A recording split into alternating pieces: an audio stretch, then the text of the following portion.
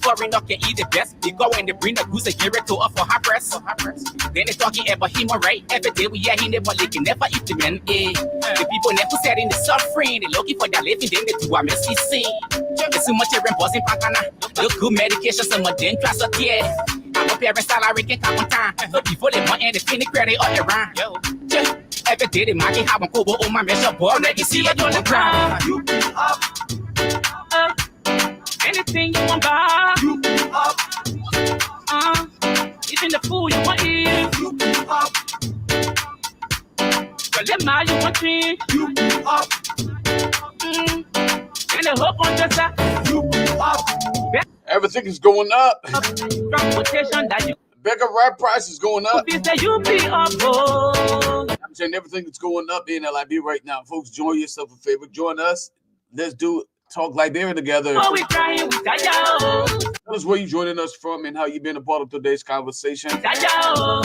Those of you on our YouTube channel, we say welcome to Talk Liberia. This one right here is on the Cross Africa Network. Your boy Lofa Julius. Anything you want buy, you be up. Even the food you want eat, you be up. The man you want drink, you be up. Everything is going up. LIB, everything is going up. Your country is going up. Everything is UP up. Unity Party is down in control, and everything is just going up. This one right here is from your man, Teacher Kolokwa.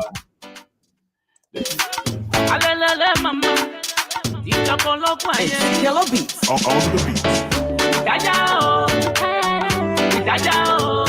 Tired, man. We tired. My people, we crying. People are crying already. They're tired.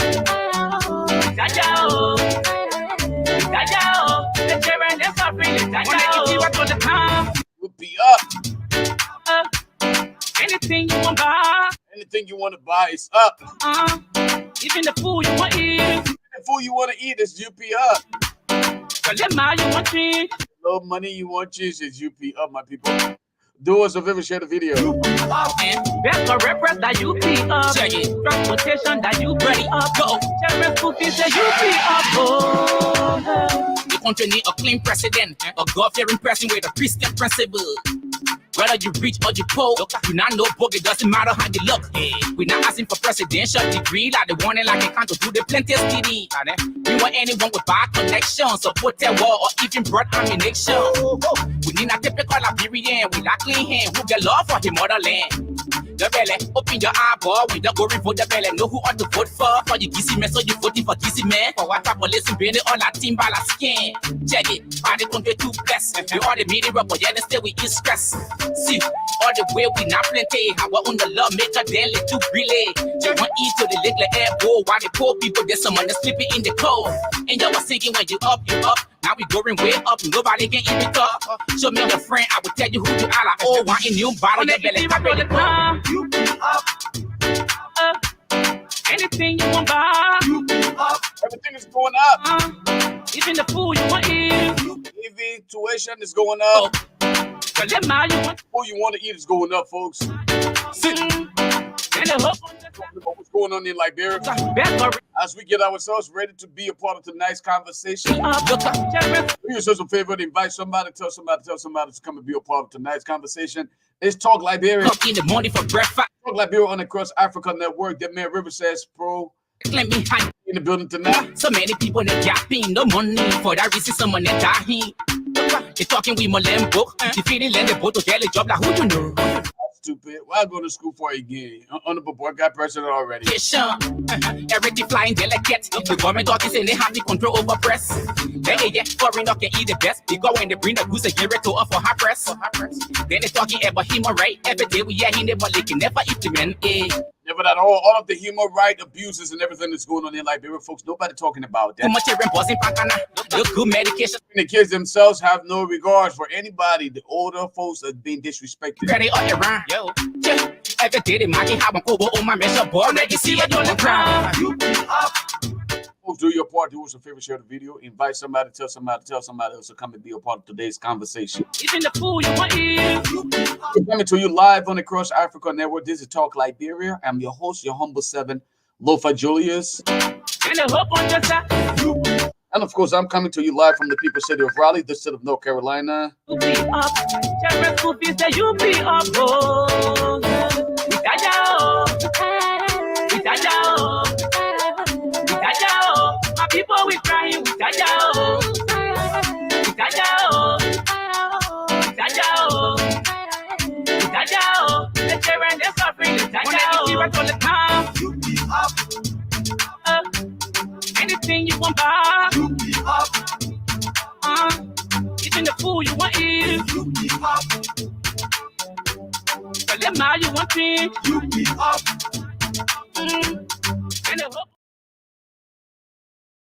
Listen, one of our panelists is already in studio with us. The man River Says Pro is already here. So we're not going to delay. It's 8 o'clock. As we promised, 8 o'clock, 8 p.m. Eastern Standard Time. We were going to get started. As Order join us with the conversation, we will then continue and bring other people on. River Says, man, you listen to the music we just played, Bus Man. Yep.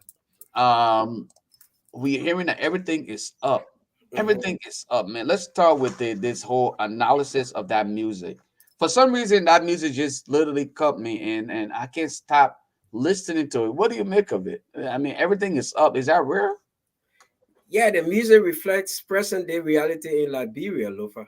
Can you hear me? I can hear you loud and clear, Bus Man. Yeah, that music reflects present days reality in Monrovia, in Liberia, in general, in the whole country. So,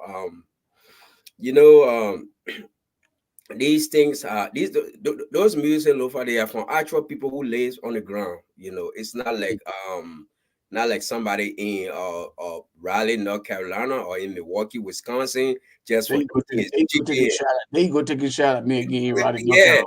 Talk about he making never leave politics. Never leave politics, man. Yeah. Shout out me. Anyway, we're here, man. Yeah, it's not like Lofa making music or me making music. That's people who are going through the real deal. What is going on in the country, and that's a fact. My trip to Liberia, which I will expand on a little bit during the show. You can see a lot, man. You can see the anger, you can see the frustration. There was so much thing that I saw over there, Lofa, and I came back. It just kind of changed my perspective about situation in Liberia. So River Says, that we will definitely. You're not stranger to the Talk Liberia. You've been on here. You call often on the platform. You whether it is just voice call, you will chime in on the conversation. So you're not a stranger. So we're not going to waste our time with the introductory part of the conversation. Welcome. Let's say special shout out to the man, Say Jacob. Say Jacob, we want to welcome you. Emmanuel Fiflin, welcome to the show. We want to welcome all of you guys. Please do us a favor, share the video, invite other people to be a part of it. We have other panelists who will be joining us shortly. They will be a part of tonight's conversation. We have the man Pee-wee. Pee-wee's going to be joining us. Telvi Code is going to be joining us as well. Tel is definitely on her way. Yes, Cindy might be joining us, and possibly Alex Jones may also be joining us. But River Says, yeah, brother, you visited Liberia just recently. After the election, you did not exercise your constitutional right, the mandate, all right, to elect your president. But you visited after. Let's talk about your experience, man. What do you make of it? This is the first time you and I are really talking about what you experienced while in Liberia. Let's compare Liberia to prior to your departure and your arrival in Liberia, Monrovia to be specific. Bro, what do you make of it? What is the difference? What did you notice about Liberia that you can highlight to say, yes, we have made progress or we have regrets in everything we talk about? Yeah, thank you, Lofa. Thank you for giving me this opportunity to be able to reflect on my experience or experiences in Monrovia. And I even went beyond Monrovia. The photo I sent you in Picano, I went to Kakata. Mm-hmm. And so look, unfortunately, I wasn't there I didn't have the time to exercise my franchise, my voting right. Which Lofa, it was a negative and a positive to it. The negative was that I wasn't there to vote, which is my constitutional right. But the positive the positive was, Lofa, that I went there not with an electoral mind. I went there not in a campaign mood. I went there when everything was over, and that's the right and that's the best time. I believe that was God's chosen time because I believe in destiny, and that was the time for me to be there. And look for while there, I saw a lot, and I must tell people, not to jump on Unity Party right away, but Unity Party did not win this election based on any tangible, based on anything spectacular they did. It was just sheer anger, look for frustration. You could see it in the people. Initially when I went, I was, riding around in government-owned vehicle, my cousin. And, at one point they said, well, your safety is a concern. I didn't feel that, but, just to go with it. And then, but look for while riding around in those government vehicles, there was something interesting and shocking. Look for when I sit in those government vehicles, like I remember there's one point we went to Douala Market and we was about to make a turn, usually look for the people would stop for government vehicle, but you could see the people were so tired with Georgia government. My cousin, her husband was driving, and we tried to go through. And dude, I felt like I was in Mogadishu. I got scared. Seriously, jumped down. Says, yeah. When you say you felt like you were in Mogadishu, for those of our listening audience who are following, what is Mogadishu like? What was the fear like for you? That actually got you to that point where you felt like you didn't need to move around. Describe Mogadishu in your mind while you're in Liberia. Describe it for us. Yeah, I'm going to describe it in the context of that movie called Black Hawk Down. If you have seen that movie is a reality of what happened. When the American soldiers were in a Humvee, when you notice when they're passing in those civilian area, they were fear, like people looking at them like this. They didn't know there could be booby trap. Who among that crowd was a suicide bomber who was going to throw a grenade under the Humvee. You could see, look for that level of I'm trying to find a red word, like, that airy feeling that everybody on the edge, both the military, both the American military and the civilian. That's how I felt when I sat in that car. You could see that guy jump up from his car. Hey, you're trying that. Oh, thank God you're leaving. Dude, I'm telling you, Lufa. And then my guy too, he had a little scratch on the guy's car. Oh my God, the Douala Market almost exploded. It just shows you how much the people. Citizens were in this play, they were delusional. Oh, we lick it. You didn't lick nothing. The people on that side, Lofa, they were angry. I'm telling you, I saw it on the streets, Lofa. Those people, you could see that airy feeling. Like I said, you could see that feeling of frustration. Then one guy jumped out and said, thank God you're leaving.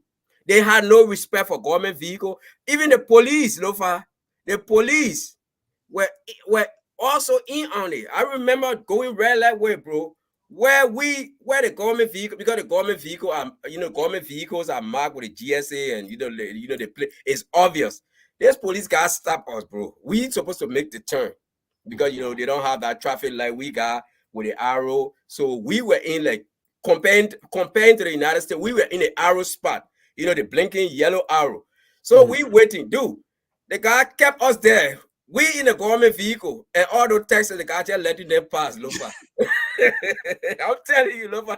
And I'm sitting down there like, whoa. Seriously, you think you are VIP, you think you're riding government vehicle, so you should have the preference. The police guy said, oh, Lofa, the guy couldn't even look at, he just telling all the people just going. It just tells you, Lofa, how frustrated, how angry the people were. The Georgia-led government, people were just tired. So Joseph Boakai winning the election, it has nothing to do with any spectacular stuff they did or anything tangible. People were just tired, and I saw a lot, Lofa. I saw a lot. I went through and unfortunately, I hope my cousin are watching. After a week, when I used to ride around in an air-conditioned car, they had to turn the people car over. I'm like, yes. So now I had a time to ride a keke. And now, Lofa, can you imagine if I felt more safe riding the keke and the motorbike than riding a government car? That's how bad it was. You're supposed to feel secure in a government car, right? Right. Yeah, start riding the keke. Look, picture I saying that real picture. I went Douala, I went Red Light, I went Oro. You know, my people couldn't follow me anymore. They already get the people government car. I said, good for me. So I went Oro. I talked to the keke guy. I sat, I watched things. So I was most secure. So that's how bad the situation is. When you go there, people are the young people, especially the young people. The young people, you could see the motorcyclists, the marketeers. Those were the people who really dumped George Weah. I don't know, if I'm using the right word, but those were the people that George Weah lose. George Weah lose those people, and there was no coming back. People were just deceiving themselves here, talking about, oh, we like it. No, when you go, I went to Liberia, they're not going campaign mode. And as far as the comparison you are talking about, Lofa, I'm so disappointed in people who leave from here or who left from here and went during a campaign and they allow the party to get away with that Ellen Johnson thing. I made a post and said, what? Lofa, I rode through Broad Street, Broad Street. I went Gully Street, all the areas I used to walk around as a child, Ashman Street, Kerry Street. And Lofa, I saw the Ellen Johnson, I saw the Temple of Justice, the Capitol building. Lofa, there's nothing changed. Well, all that time Ellen was in power, Lofa. And Ellen brought these experts from here, like people from the transport ministry, these top people. The aim of it was so they can transform the country with the idea they have from here. Lofa, that place don't even have a sidewalk. Maybe sidewalk in one or two places. Even I was living the area they call 504. And anybody who around there can tell me. The administrative building or the Ellen build that place transformed the Samuel Kedo Defense Ministry into which is great. I mean, that's one thing. I mean, I must applaud her for it. They got 3 ministries into one. I think the gender, the education, and one ministry. So they put them all together. But that place, Lofa, which is an administrative complex, it has no sidewalk. So when you cross in the street, one person can cross the street the way you ready. You go cross Raleigh Street, you alone. Don't try it. People, look, you got to be in group. There are 5 people. Then the motorbike will stop, or the keke man will stop. So I saw nothing that Ellen did for which Joseph Boakai ran on and won this election. Because look, I saw nothing. I went Broad Street. Look, the place are getting congested, overpopulated. Some of those areas around the streets, some of those areas when I was in jail casing, there were places around Coconut Plantation area. You could find 1 or 2 persons. Lofa, we had no reason of being there. Around Convent area. Man, the place is packed. Lofa, the dirty water, so much stuff. And I'm sitting there, wait a minute. What, Ellie? I mean, what? Lofa, I saw your development for Unity Party 12 years of governing. And even George Weah, and you can't tell me George Weah came and you raised everything. Yeah, George Weah did not live up to expectation as well. But I saw no foundation. No tangible, no physical foundation to point to say, yeah, this is why Ellen left and George Weah district. No traffic, no. Somebody told me I don't know, people steal from the traffic or steal the bulb from the traffic, or that there's something there people smoke, so they go and climb the pole and take something in the bulb and smoke it. I don't know what that is. But even traffic light, Lofa, there's nothing symbolic. So the people that Ellen took from here that's supposed to transform the country, I mean, nothing, but no comparison. The country is as bad going towards the city center. Broad Street, we're supposed to be the political capital. The place is terrible. That country is down. Don't even try to compare yourself with Ghana or even neighboring Guinea. Lofa, it will take centuries. I ain't talking about decades. The country yes. We got a problem in that. Yep. What River says, you're saying at this point in time, it would take centuries for us to compare ourselves to Ghana or neighboring Sierra Leone or even Guinea. Maybe, I mean, Sierra Leone. I mean, I haven't been in Sierra Leone, but I've been in Guinea and I've been in Ivory Coast. I mean, I live in Ivory Coast. In fact, I left Guinea through the program and came to the United States. I haven't been in Sierra Leone, but as far as let me say Ivory Coast, Ghana, I've seen Ghana, and I haven't been to Ghana, but I've seen a picture of you and people who live there and their infrastructure, and I've been researching them as far as medical, as far as healthcare, education, everything concerned. We are far lacking behind.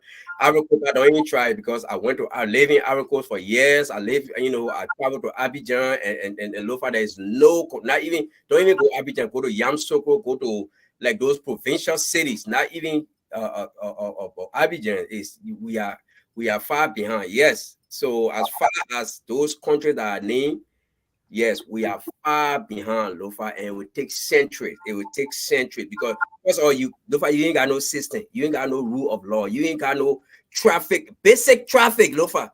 Basic traffic in our country is chaotic. I'm telling you, people sounding horn all over the place. No, man, look, it's crazy over there, man. No organization, nothing. Wow. Yep. Well, River says, welcome to the show. This is just the intro to tonight's conversation. I see my brother Pee Wee is already here. Great to have you on the platform and being a part of the conversation, my brother Pee Wee. Welcome to the show. Let's get into the conversation. I know this is not your first time, so we will just get into the conversation. You can introduce yourself in your intro statement, but let's get into it. River says Pro, who visited Liberia right after the elections. My question to River says was compare the pre-Weir's era to that of what you knew before you left Liberia. And I didn't hear anything positive, man. And I'm listening here, and even today, River says is even complaining more than he did when President Weir was in office. I will give you the opportunity to speak to that, man. You were in Liberia at one point in time, and I'm pretty sure you worked in government, and you know River says is saying everything is broken. There's nothing over there that he can reference to say there probably was a good government in place at one point in time. Everything he said, literally, we need centuries. He didn't say a century, but he said centuries to catch up with other countries, man. People, let's hear from you. Yes, thank you. Thank you so kindly. And let me appreciate the wonderful audience and the comrade here today. I'm very elated to be on the show again on my second, should I say second debut or second appearance, if I will. Right. Second debut will be okay. Yeah, okay, second debut. But quite frankly, I'm still very engaged in the country, and I intend to always be, though just here temporarily for some other nations. But I think it is totally disingenuous on the part of the brother, River says or whatsoever, totally disingenuous on his part to categorize our country in the way and manner he did. First and foremost, I would disagree in all facets of his thought process. I think he needs to be reoriented, and that's the dangerous aspect of people trying to come into the Western system and try to bash back their own country where they come from. To come and state here that there's no rule of law where you just came from. It's a contradiction of your own understanding of what rule of law is. It is very unfortunate. Rule of law, because where there's no rule of law, you only go there and come back safe. There will be martial law. That's quite frankly. I disagree with that. I hate to let me come in with okay. Yeah. To come and say there's no rule of law in the system you went through. There's no rule of law, but you go on the flight, you landed, you went through a procedural process, you went out. There's no rule of law. Folks are moving about in the system. We have a structural bureaucracy in place. We have the police, we have the military, we have a government, we have a democracy. There's no rule of law. Situation is being moving. We have 5.5 million people living in the country that is relatively peaceful. Basically peaceful and safe in terms of many of our regions and our other neighboring country, and part of even the most powerful terrain. Very well. Right. Let me go back to our structural process. I would want to point out some deficiency in some of the points I think he laid out. And look, I will clearly state here that we are not to where we want to be as a country. And I will also be one of those, I'm very critical. Apart from coming out, writing a lot of articles, putting them out and trying to put out some of the processes and the rest of the issue that we have for our country, but we have to appreciate the standard where we come from. We are not there yet. There are other exogenous factors putting the country back. As Mr. Taylor will always say, Monkey wants the backs, but the hands are shut. I will be the first person to pin out some of our problems and where the national failure is coming from, where leaders are expected to contribute towards the country moving forward, all the area within the system. I will be there to come out and blatantly hit back at the country, say the country is lawless, there's nothing back and other things, and you're comparing other systems that also, we in the region, I understand the Ivorian economy is doing pretty well in our country. The Ivorian infrastructure process is well advanced in our country, I do agree, but we all have this kind of a system of the African concepts to how we engage into process of swing. We strive in democracy. We all came from a devastating civil crisis. Liberia heavily hit as a system. But to come back and say that nothing happened during the editing, I love to be very realistic. The past election, you know that I supported Weir. I was very passionate about my support to Weir. I served in his administration. At the time I left, and I still supported him. But to say Ellen didn't do nothing, because when Ellen took over as president of the Republic, all of our social fabric was all broken. As a student of public policy process governance, and I'm very mindful to understand the structural process we went through. There are other internal rigor the country went through. All of our social fabric, they were all very well broken. What Ellen did, Ellen mustered the process to regain and restructure the social fabric of our country. And I'm one of those persons that appreciated her administration for what she did in terms of putting our governance structure back to play. Ellen engaged the international partners, multilateralism, everything. We were considered a pariah state. Nothing was functional in our country. We lived in the country at the time. Nothing. When Ellen won the election in 2005, moving on to 2006, the social fabric broken, the structural bureaucracy broken, our international connectivity broken. We were not part of the Committee of Nations. Ellen put into place a system, brought back our international partners through our multilateralism and our tripartite system of linkages in terms of bringing all of the social contact that we needed, putting into place the governance systems and the rest of that. We started rebuilding our country's confidence. We started being part of the Committee of Nations. The United Nations moving through UNMIL and put into place other structure. Ellen Johnson Sirleaf put into place the system that she brought in to bring experts together to put things into place. The GMAP system came into place. We brought the civil service management engagement process came into place. That's how you saw the entire Tottenham Boulevard. They're all rooted out through the World Bank program. They did all of the roads in Sincor and there up to Ganta and the rest of that. The road from Monrovia, Yedavia Junction to Buchanan was also done through her system. So she put into place those connected with other bilateral institutions, also our bilateral friends like China. China came and did what you call administrative bidding. It's not an administrative bidding, it's the ministerial complex. We don't have administrative bidding. We have the ministerial complex. We have more than 9 ministries and other agencies in that complex. That's a huge thing the Chinese government carried out at the time. That was one of the instrumentality of Ellen Johnson's study. We have to be very frank. Now, to come back to the current process, I would think that the first 100-day analysis, so I want America to understand that we are striving as a country, we're moving forward, we're not there yet. I'm not going to hide that we're there, but to say things about our country. I want to believe you here living here. You live here, I understand. There's no home.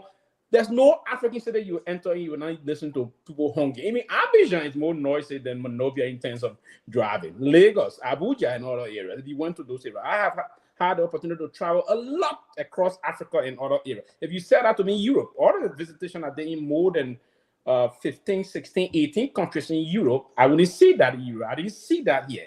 I didn't see that much in China. I didn't see that much in Japan. I didn't see that. Yeah, India is noisy in terms of it. The home all over the place and in part of Asia and the rest of that. I didn't see that in part of Dubai and the rest of the areas that I had opportunity to go. But Africa, that's a normal culture. The Africans love to honk around when they drive. They believe it's part of the social driving connectivity to honk, unlike here and other part of the world. But to come and say that we are totally the way we are, I understand we are not there. We're trying to reach there.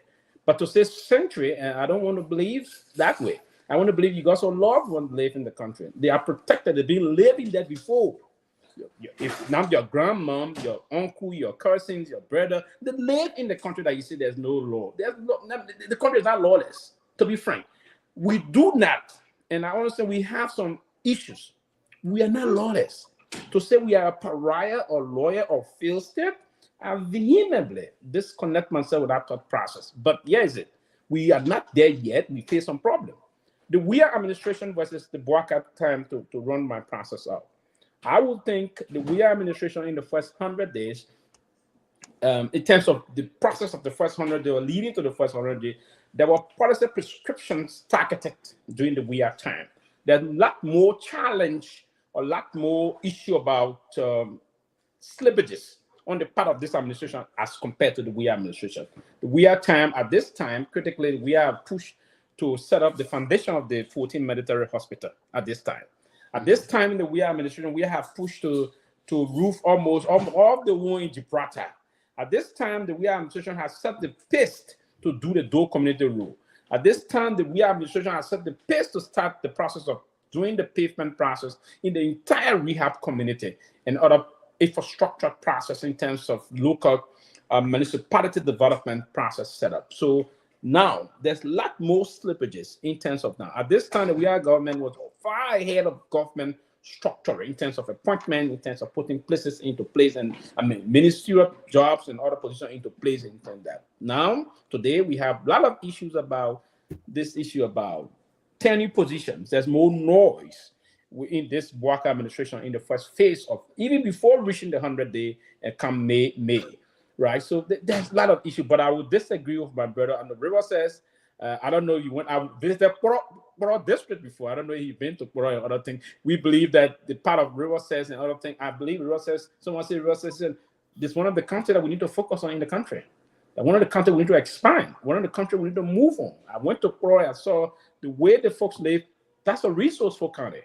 But we have not had the mind to move and promote that area. We can set a lot of basic area in that county, Lofa, and I understand that. So I know you disagree with me. Part of the process I said about that, but we are not a pariah state.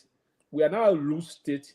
We're struggling, but we are not. I don't want he to be the one to denigrate our sweet land and our motherland that we are something. I don't want that.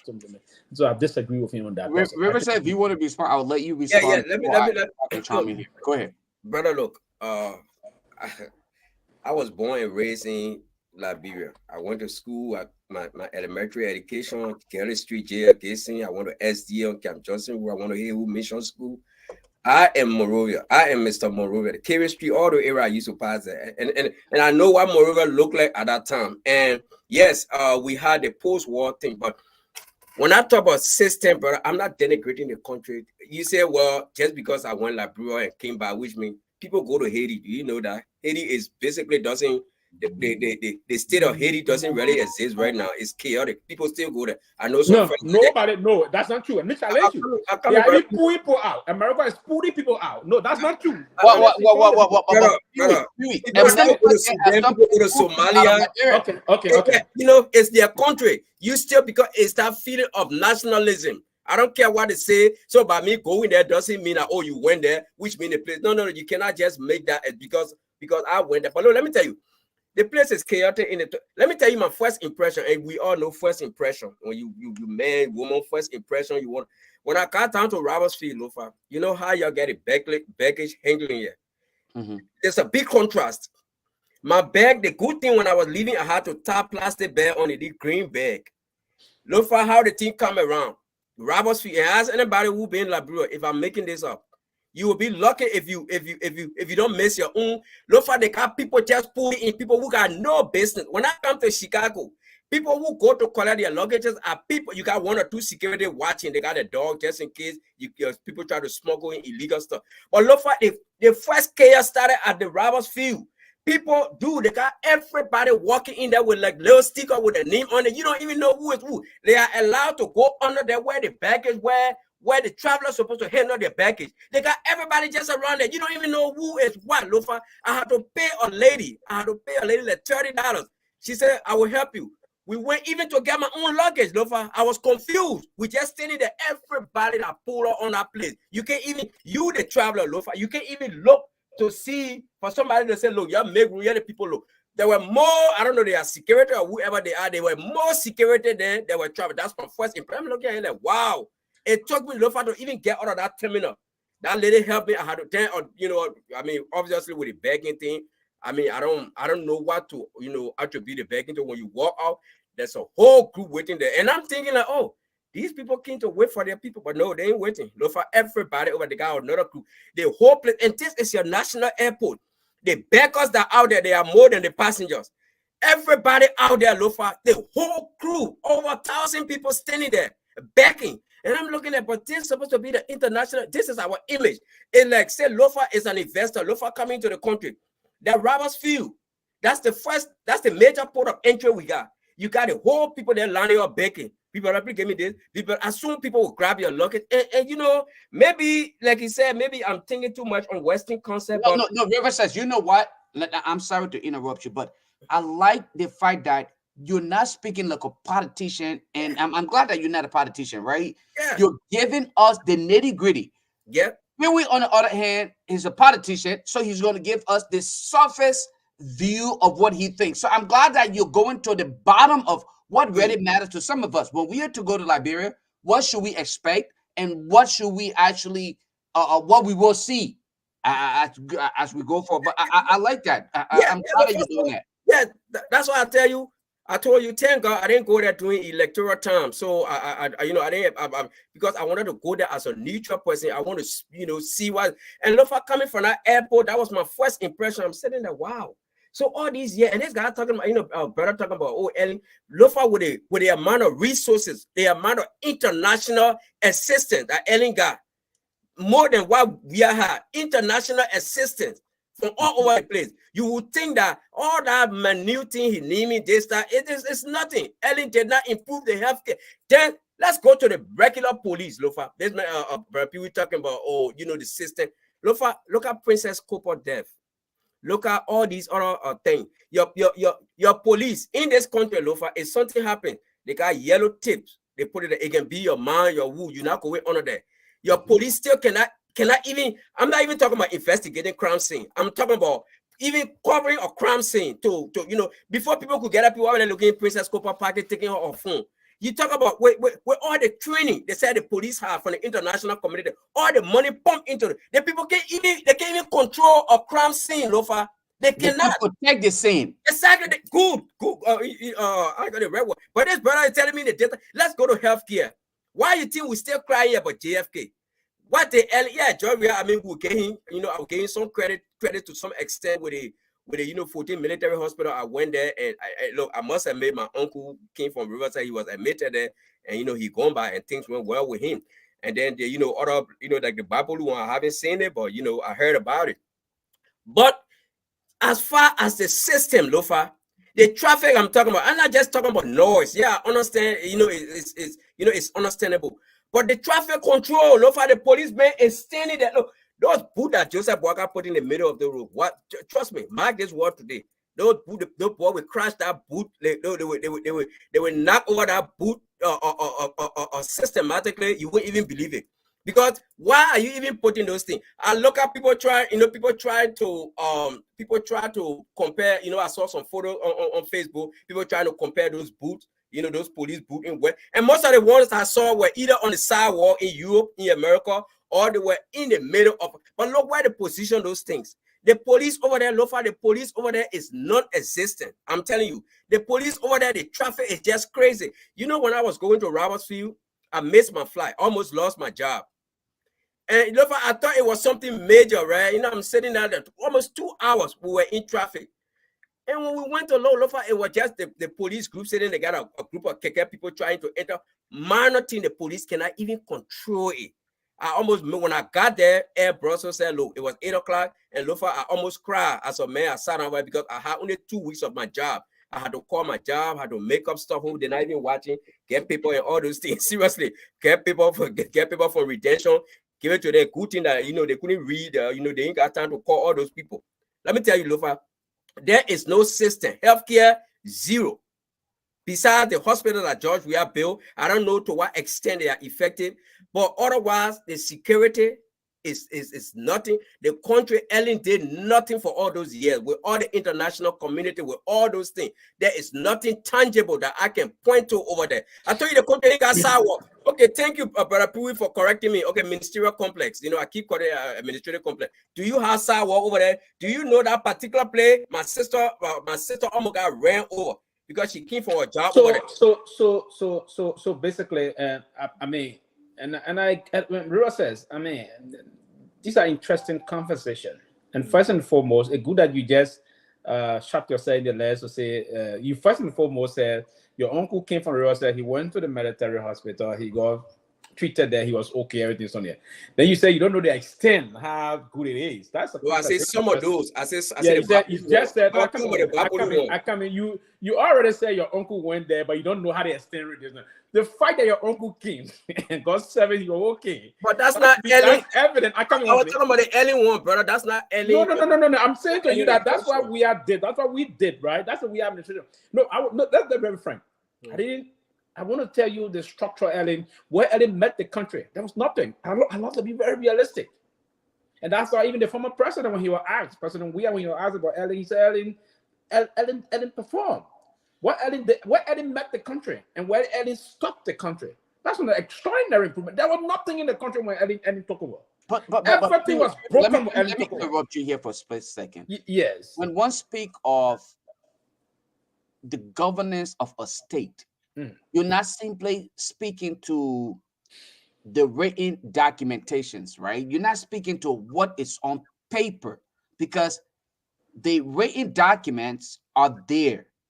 But we are speaking of, and I don't want to speak for Riverside Pro, but I'm pretty sure in his direction, he's speaking of the implementation and the regards for laws. Yep. If you can say to an ordinary citizen,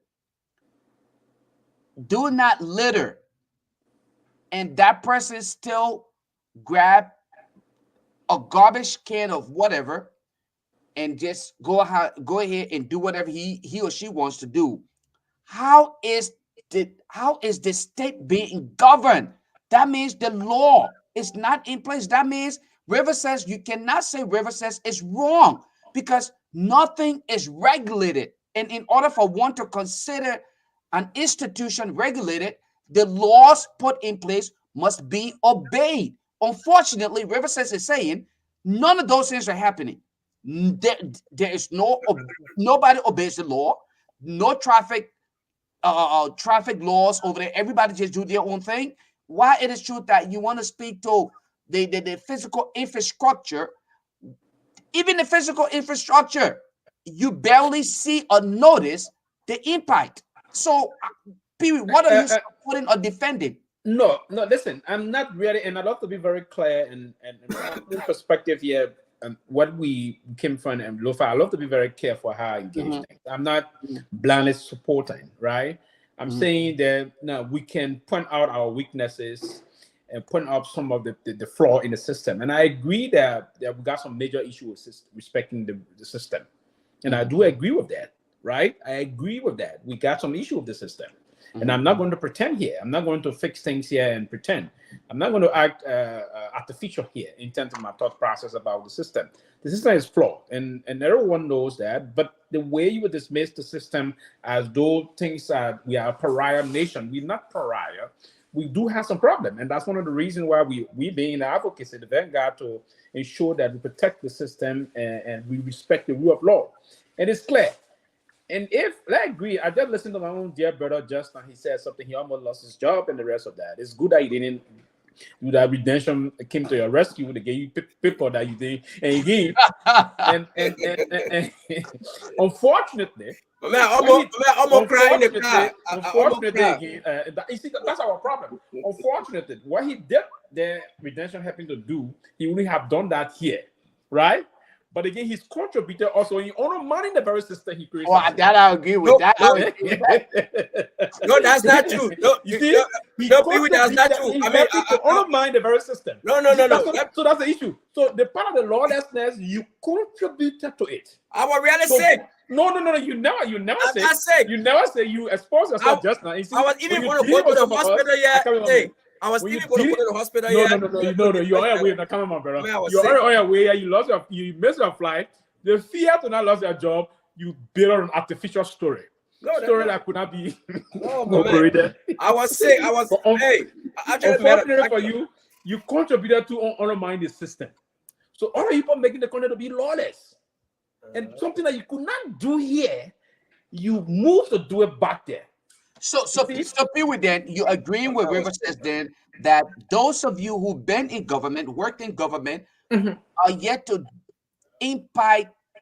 I wouldn't say impact, but there are so many loopholes that you all left unpacked. The issue of what River says you want to highlight here, based on his statement, that shown have been the case how you or other people who've been in government don't do diligence. Would you agree with me on that? Absolutely no. This is a systemic problem, Lufa. Is now the systemic problem, but Peewee, the systemic problem is addressed by government official. That's why you are hired. It's a problem both on government officials and non-government officials. It's both. Mostly the non-state actor contribute more than the state actors. Yeah, is it? But the state actors, if you follow and you just do the bare minimum, and I agree. You are to abide by the laws. I agree. And make sure the laws are implemented accordingly. I think the non-state actors would then follow suit. You agree with me on that? I agree with you on that. Okay, then. So what is the quorum? I agree with you on that. But yeah, is it?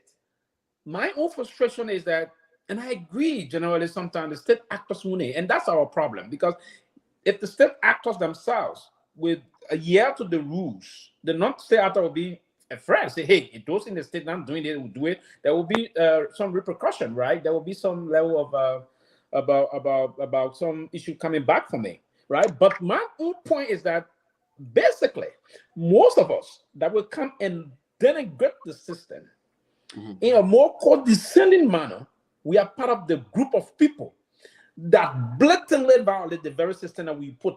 I challenge you. You see, my brother just said something just now, right? He wanted retention again. Paper he brought to his job. He got rescued for that. He wouldn't do that here. And I also said, I want to believe the reason. Now, you have a flight leaving out of RIA. If he had a flight leaving, I don't know if he left from the O'Hare International Airport in Chicago. If he left from O'Hare Airport in Chicago, moving from Chicago, you have to understand the Chicago traffic. He will go 5 hours ahead of a trip when he's leaving from here, because he knows when the gate is closed, it's closed. You are trying to say, bro, you are trying to negotiate with Brussels and Monrovia. You wouldn't negotiate with United if you're leaving with United from O'Hare to Brussels. You wouldn't. But yes, he left. You know very well. There's a system. The road you drove there from the airport to Monrovia. The road is under construction. You are supposed to travel. You know you have a job to come to, and then you took your time because you had to go and flex and say, "Hey, I was going to town." No. Traffic here, you now redemption have to come to rescue you. No. And you, man, you went to I come on a minute. You went to redemption. You got a communication redemption that you're sick, and you're not. I was sick. I was sick. It's only all over. You see? I was sick. I'm not playing into that, right? No, I was sick. I swear to God, I was sick. It doesn't debate. Yeah, I was sick. I was sick. Debate. You started hitting this, and they say, "Oh my, you're second to be in the water city, my brother." No, I was sick. Okay, so I want us to move. I want us to move forward. I know I want to do that.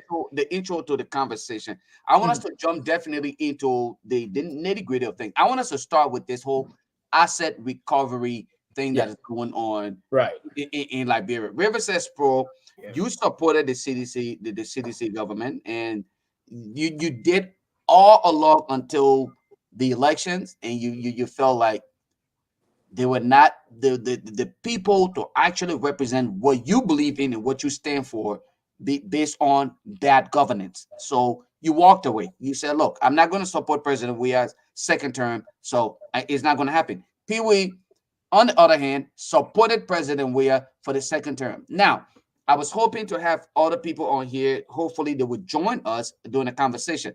What I want to talk about is the recent. We will get into our analysis and view on the 2 months, or what we will consider 90, 2 months is not 90 days, but at least approaching 90 days performance of the current government in comparison to that of the Weah-led government. But I wanted to start with this. The asset recovery team and their recent action. what is your reaction to what you experienced, what you saw on television, and what would you advise the team, and as a matter of fact, the government as a whole, as they progress? What would be your advice to them? I should go first. Any one of you guys can go for it. It don't matter. Okay.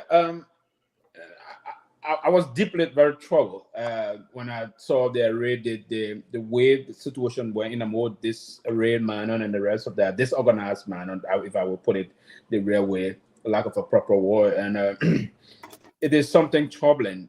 We do have the GSA that's responsible for all the government logistic and the rest of that. If you were to retrieve government assets, there are procedure and policy that will follow those things. But to arbitrarily get into the street and see any another individual, both you just target if there's a citizen process and ask anybody to just get out of their vehicle now, to even move to the extent, Lofa, to ask anyone in the Republic to just get off their private vehicle, you need a court order to do that.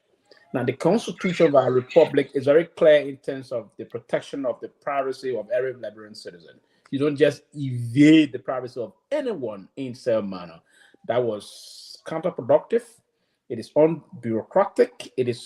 That is a part of the tendency to undermine democracy, and we need to all stop all of what we do. It is unfortunate that we see people that were engaged in those kind of a way and doing things to that in that kind of a manner is wrong. Now, if you were to move into the street and say, now we do have a policy on government assets, if you will, and when I can recall into the system, if you own government vehicle. And every year, for instance, if you have to buy a brand new 2024 vehicle this year, after a year, that vehicle depreciates by 45%. And you go back to the carrier blue book, I don't know how to call it, the carrier blue book. Yeah, right. See into it. The vehicle depreciation process is very fast. Vehicle depreciates very rapidly. If you have to take a brand new vehicle today, just from the lot, and so it depreciates in time. So the policy is clear that if anyone were to use government vehicle for 2 to 3 years, that vehicle will reach a depreciating level. If that vehicle is depreciated in a weird manner after 3 years, the person that is using the vehicle, according to the policy, will be the first option to go for the vehicle. And the vehicle they will do an assessment and price the vehicle. Now, the way what the assets recovery team should have done. So, let me get a better understanding here. So, the policy states that the owner or the user of the vehicle, is the first person to bid for the vehicle. Is that correct? Yes. If the person expressed interest into the vehicle, the person should have the opportunity to go for it. Yes, that's okay. So let me just say something here, and people, I'll let you to continue here. Yeah, go ahead. Know how often people say Liberia's constitution or policy are just replica of the United States? Based on what people just said, that's a lie.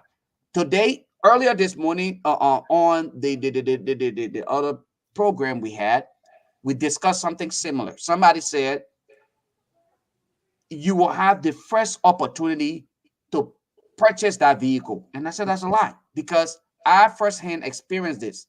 Okay. I work for the North Carolina Department of Information Technology. My vehicle that lasted 5 years, I'm not allowed to bid for that vehicle. I'm not allowed, not my family member, any immediate relative. That means my wife, my son, my daughter, they're not allowed to bid for that vehicle and purchase it. If that happens, I could lose my job. But what people is saying here is, in Liberia, I am at an advantage to purchase that vehicle first. So which means the ordinary people, they're left out. Regardless of whatever the situation is, nobody outside of government will ever have the opportunity to purchase that vehicle. So can I qualify that statement I made? Go ahead. Yeah, very well. Now, the reason why the policy is structured towards that direction is that the vehicle, for instance, I assigned a government vehicle. And I'm the one servicing the vehicle, and across the system, government officials servicing the vehicle in terms of service, and that's part of the reason why they say when you say you're the one servicing the vehicle, you are the one taking the vehicle for service, but you're not paying for it. I'm the one taking it for service and paying for it. And all You government pay out of your pocket? of course, that's the system. And so that's the reason why the system said if there's a call, LOFA should bid for it first. If LOFA got no interest, then they open it to the public. So in Liberia, unfortunately, government officials are not receiving money. There's no money in the budget enough to carry it. You service the vehicle yourself. You service the vehicle yourself. It's part of the reason, LOFA, why they did that. Right? So you service the vehicle. I service my vehicle. I used the vehicle for almost 3.5 years, service the vehicle, everything basically. So if I'm not in government, the time I resigned government, if I didn't have interest in the vehicle, if I had interest in the vehicle, I would go for it. If not, I turn the vehicle over to GSA. Now, if you express interest in the vehicle and the vehicle has lived the lifespan of that time, then they will appraise the vehicle and they give the price. You go to the central bank, deposit the money in the consolidated account, you receive a flat receipt from the central bank, you move over to the GSA, and then they will do the process and get the clearance to you. So that's the process. So it's unfortunate. The whole thing is just a wish hunt, setting government officials and set issues and this and that. I think the way they're going about it is reckless, irresponsible, and intended to target other people. You don't do that. Now, if you are to push the line the way they're doing it, it's unfortunate. You got government. The GSA will understand who all got government vehicle. I mean, I don't know what they're doing. They see anybody in the car pull you down because they see a big car. No, they are private citizens that got their own vehicle in Liberia. So if I were to go today, you see me in a vehicle, no, it's not the process.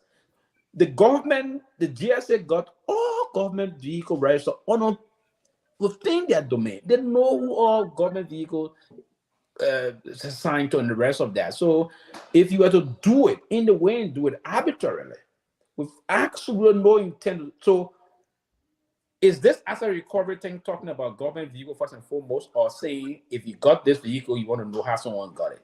If you want to know that, use the appropriate means to say, okay, let me go to the code and find out how LOFA got this money to buy SYZ. But if you're able to move in LOFA compound and begin to raid all of the vehicles the way you're doing it, not respecting the very policy. And people in the very GSA, the GSA, and all of those vehicles, the GSA, former GSA boss signature them. It went through the bidding process, the competitive bidding process, and it was released in the way manner it's only up. So it's unfortunate that folks would believe that we engage in the way they engage in doing things. I mean, they're not doing it the way they should do it. There's a policy, there's a regulation in terms of the process, and folks adhere to those things. So, and that's one of the reasons why the justice in chambers, the justice in chambers, Justice Kaba, put a halt to this process because it was done outside the confine of the laws and respecting the privacy of other citizens. Yeah, look, Lofa, I think I would kind of like agree with some. I mean, at some point, at some extent, with but a few because if you look up, first, let me come to the private sector because I don't, even though I contacted a friend who worked with the Milwaukee Police Department, he used to work there before, young guy. I don't know what happened, but for those all that worked in the private sector before years ago in the industrial area, when your company runs a product and says you got with manufacturing certain products, and some of the products went bad, not bad, but that product that they can't sell, but what they will do, you guys within the company, you guys are first preference, first priority. What they will do, they will come, they give you the list, say Lofa, Pro or Peewee. There is, we got some product that not, up to standard. But that is because that is reverse so quickly. That is because you're a private institution. You're not financed or sponsored by government, but taxpayers. The money that is being used to fund the activities of that institution is not taxpayers' money. Yeah, but let me come to the government aspect. As my friend told me, he said that I asked him. Because now everybody using the SUV. They used to have most counties still got they want to call the Crown Victoria, that regular police car, the SUV. So what happened is he said in Milwaukee, like there are certain time they gave all those Crown Victoria because everybody want to jump in SUV and sometimes they want to ride motorbike. So what they do is they go around, they got a whole listing, they got a mileage, they got everything on it. So you as a police officer, first they will do the in-house sale. They will ask you, Lofa, we got this car, we got this car. If Lofa wants the car, but he said one thing is most people, most police officers, they don't. It's a matter of prestige. That's why he told me. He said, like, you don't want to be the one, like, oh, the man buy a police car, he driving it to work and thing. So most of the people got their own car. So that's why a lot of people within the police department, if they buy it, some of them buy it for their children or buy it for family members. But he said they do the in-house sale. That they will ask, yeah, we got a 10 Crown Victoria going out. Anyone interested in it?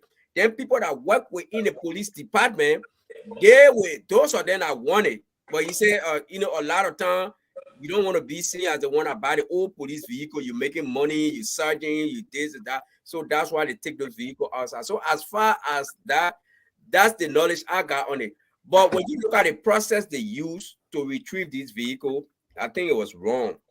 With the Finabondo thing, look, people say, oh, a friend of mine was telling me, how the woman got all that. I said, look, I know people here in the United States. I got friends here in the United States who work in factory. They came to this country before. I came here before them.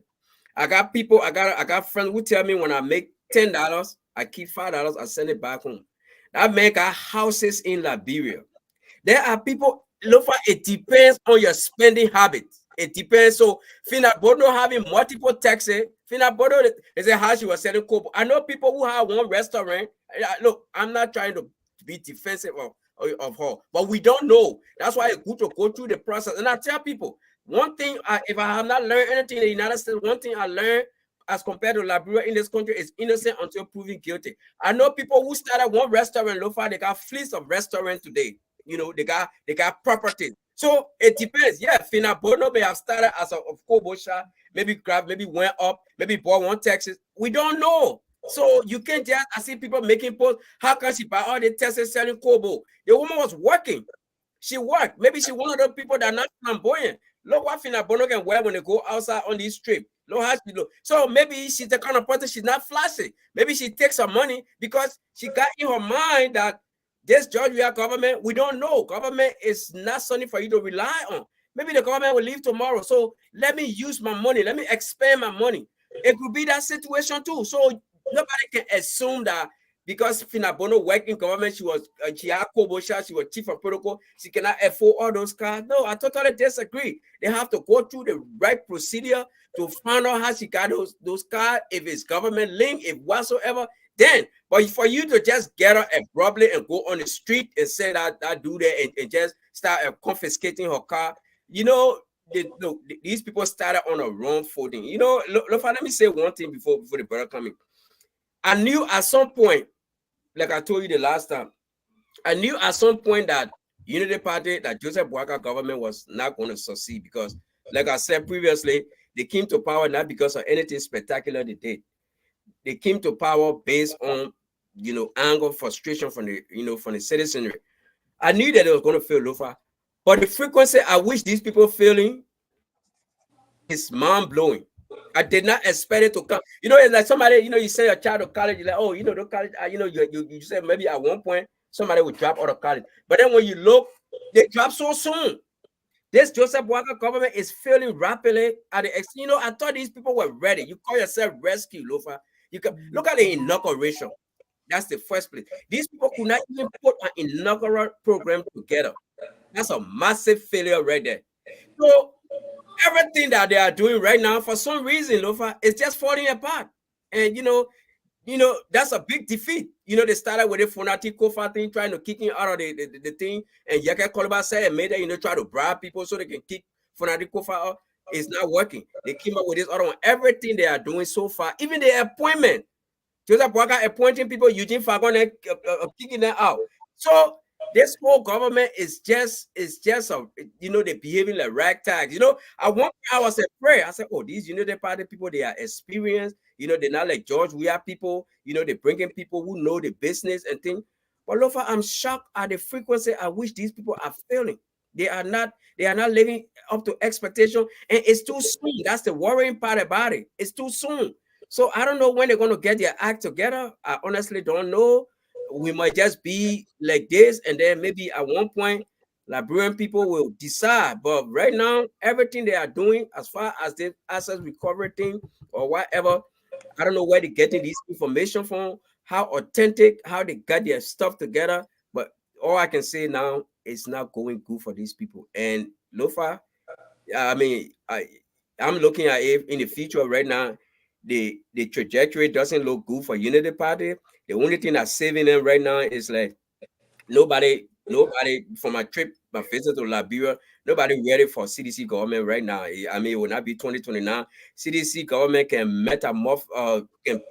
metamorphosize themselves, change from butterfly to change from caterpillar to butterfly, go to another party, then maybe. But CDC as an entity, nobody CDC on here should not think that Liberian people right now to bring CDC back in 2029, and that's the worrying part. So if we don't have a formidable force to go against Unity Party, these people, they are criminally smart. Those people will dig in. They will dig in. And then they will start doing these minute things. And Liberian people will become complacent. It's almost like when they see small football field, oh yeah, Waka doing this. Waka. Imagine, Lofa, before I leave, I saw this asset recovery failure. This guy, educated guy, made the one post. He said, yeah, well, they after we did it, and I can't remember word for word, but what he said was the asset recovery, they did it, and then the judge, they used the code system to carry the people car back. So which means that's a system, which means Joseph Walker is using system. Imagine they failed. The guy is not saying, he's not attributing this whole failure, but he said the father, they went through the court procedure and they're giving these people things back, which means Joseph Walker is going through the law. And Liberia people will fall for those kind of things. Yes, if it was George Riatan, no vehicle could not being returned. It was going to be ragtag. But the fact that Joseph Walker went through the court system, and Lofa, we will continue to live with those droplets. They will come up with it, and Liberia people, by the next thing we're in 2029. And these people, the party is going nowhere, Lofa, and we don't have a formidable party to come up against this party. We got a one-party system in Liberia. Seriously. Process Pro is saying to us, Pee-wee, Unity Party, based on the few days, less than 100 days performance, he's upright saying to us that they failed. I don't know how that determination is made and based on what criteria, but I think he spoke to quite a few of them. But he's telling us that he literally had no confidence in the UP government. But at the same time, he's also saying that the CDC government stand no chance based on their past performance and the fact that they appear to have been in disarray after the election. What is your reaction? So again, we will have to juxtapose the two. You just concluded on something momentarily. We have to juxtapose that first and foremost. If this government failed already, that's sufficient room for the CDC government to get back to power. Sufficient. It's just simple arithmetic. We don't have to go. And he's taking into consideration the fact that there are other options out there. He's not saying. Cbecause you cannot say we're going to do for the system in the country. As per his analysis, if they already fail at this junction and moving forward, his determination is that they're not going to change anything. And I don't disagree with him. On that perspective. So and again, where he shot himself in the leg is saying that CDC would not have now. What I want to remind my dear but no, you can conclude on that statement though, because he's also alluding to the fact that there are better options out there. He's not saying he's saying both institutions as we go forward should not be considered because they both appear to be just as much at the same equilibrium.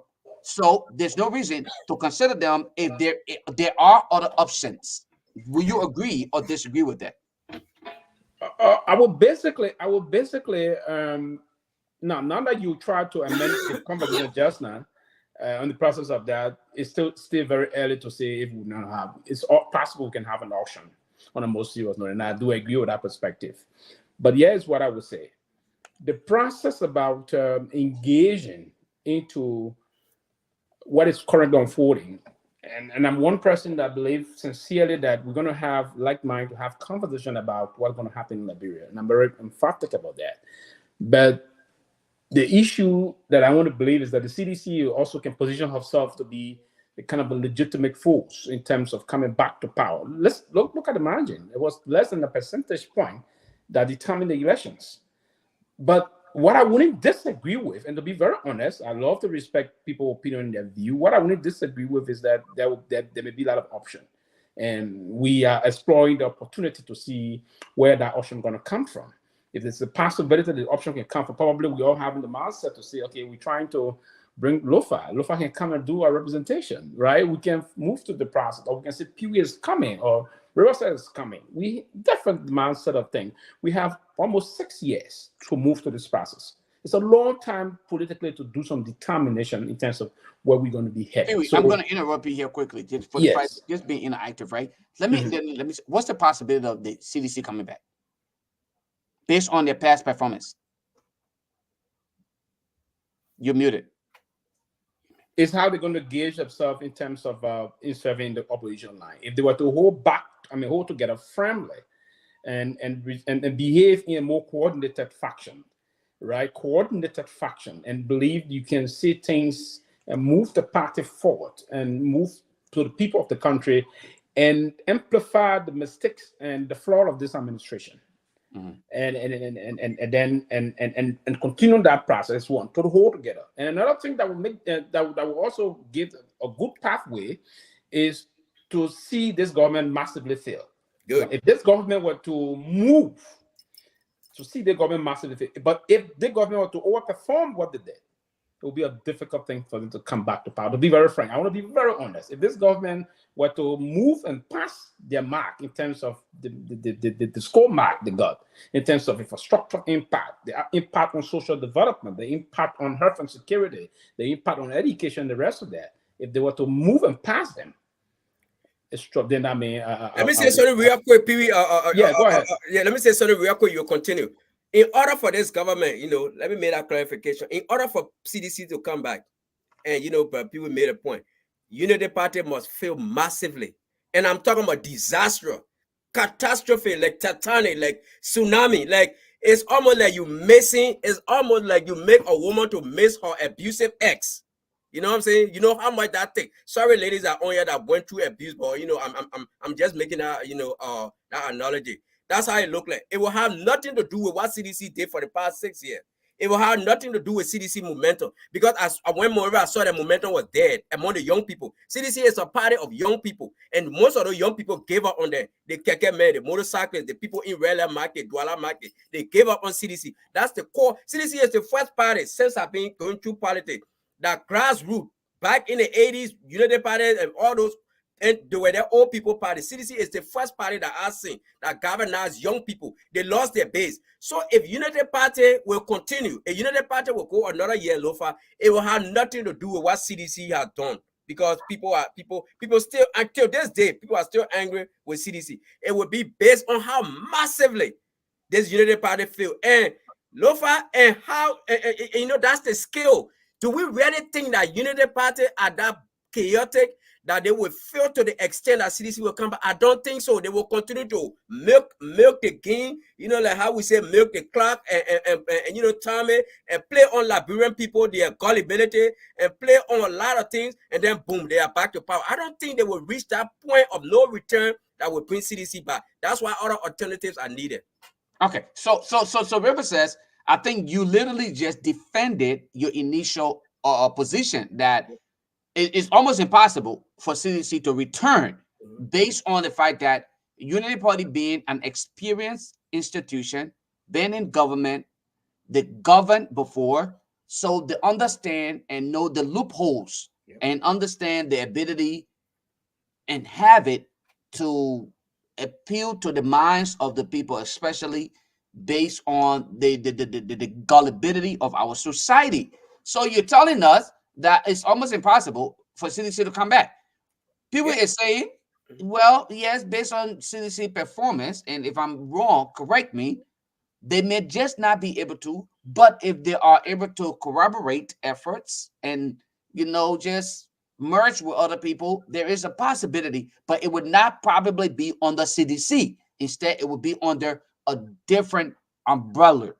So I want to go back to Pee Wee on this statement here. Let me ask on this word. Based on Riverside's statement, we will get back to analyzing this entire government, but let's talk about the possibility of the future.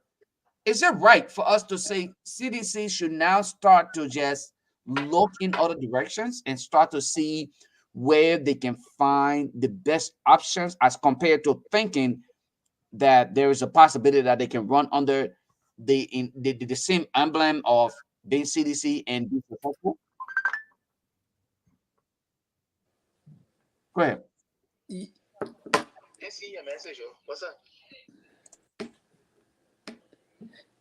Yes. Okay.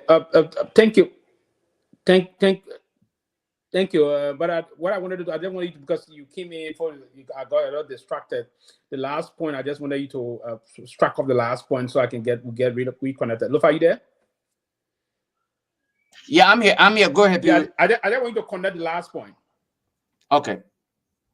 So the last point here is that I was speaking to the fact that Rivers has spoke about the possibility of CDC coming back. Let me just be short, all right, and concise. For CDC to come back, UP must fail miserably. And when you say for in our Liberian Palang, for one to fail miserably, you must have done so bad that they will remember you for so long for CDC to come back. Now, what and the question that I pose is, what is the possibility of CDC coming back? Should CDC now just start to consider, working around others who will probably re-image the institution so that they can come to, to life again, like the UP did, where they ran behind the CPP. They hid themselves under the shelter of CPP with the image of Mr. Alexander Cummings. And then when they realized that they were given that momentum and energy, they then ran from under the CPP and said, hey, we are the only alternative because we are the biggest and oldest political party. That's what I think I spoke to. Exactly. So, and now this is not going. It's beyond the obvious that we all trying to push here. And one of those I'm doing, sat and critically trying to do some analysis onto this process about how we intend to move into this. Now, we moving gradually, and I don't want to say for now if we not there. We're moving gradually into the process about to probably two state democracy in our country, two-party democracy, if we're not mindful, because of the recent two historical elections, and the most recent one was part of the most consequential election we had in our country history. It was critical. It was critical that we went through the process about those elections, but if you were to look into the line, the country is so tightly processed in terms of our country politics. Now, the reason why I'm a little afraid that the only reason why the CDC got room to come back to power is for this administration to perform poorly. Now, yes, because George Weah as an individual is the single individual that got the popularity in the CDC. Now, if you were to remove George Weah from CDC, for instance, there's some problem in terms of the number. George Weah alone constitutes close to 25% of the force in terms of the country, the force that his constituents, right? So what we need, and we don't have institutional building process in our country in our party politics. Like, for instance, here in the US, you have where you live in this one of the states that is very major in deciding elections in this country, right? The South North Carolina, the two Carolinas. We have Democrat, Republican, other things. They will move to raise money. It's just unfortunate that we have the MAGA Republican that's trying to bring the Trumpism and what have you into the great Republican Party, right? But those institutions before or they are institutional driven. It's not one man that will move the institution. Beyond Berlin, there's the Democratic Party, right? The Democratic Party, when Clinton came, and the Democratic Party stays around today, is moving around the line. But we don't have those kind of situations. And that's one of the reasons why when the NDP, for instance, when NDP came to power via the military needs, the coup d'etat in the military process, immediately after the NDP left, the party collapsed. The NPP came. When the NPP left, immediately after Charles Taylor left, the NPP collapsed. The NPP have to come back to rebuild with a coalition along with the CDC and another political party. The CDC came and the CDC left. We want to see, that's why I'm saying the viability of the CDC. We're going to now see how organized they are, how forceful they will be, and in structuring themselves for governance again, if that would be that possibility. And that was a problem. I would not want to be key, and that's why institutional process is very key here. The CDC and the United Party now proof in less than 6 years. They're the only political party, and to be frank, I'll give it this to them. It's the only political institution that managed they got defeated in 2017. And he says yes, they brought themselves back to power. Now, it hasn't happened to any political party in our recent body democracy. It not happened in our new democracy. Since it not happened. The O2E party, that was another set of, how we call it, repressive terms of benevolent dictatorship process that were unfolding there. But real modern democracy in terms of our consequential political process moving on, it's not happened. Now, with the CDC also challenges, if the CDC were to challenge this to come out, but the only way they can do this, and not know that there will be no magic in this process. The only way that's going to happen is for the Bouakai administration to fail. Because in the way the Bouakai administration, I'm concerned, the way they started, if they were to continue on this footing, I see them not heading anywhere. But that's the only room the CDC got to come. But if the Bouakai administration were to move and surpass the agenda of Mr. Weah, of the CDC, then we head up a problem.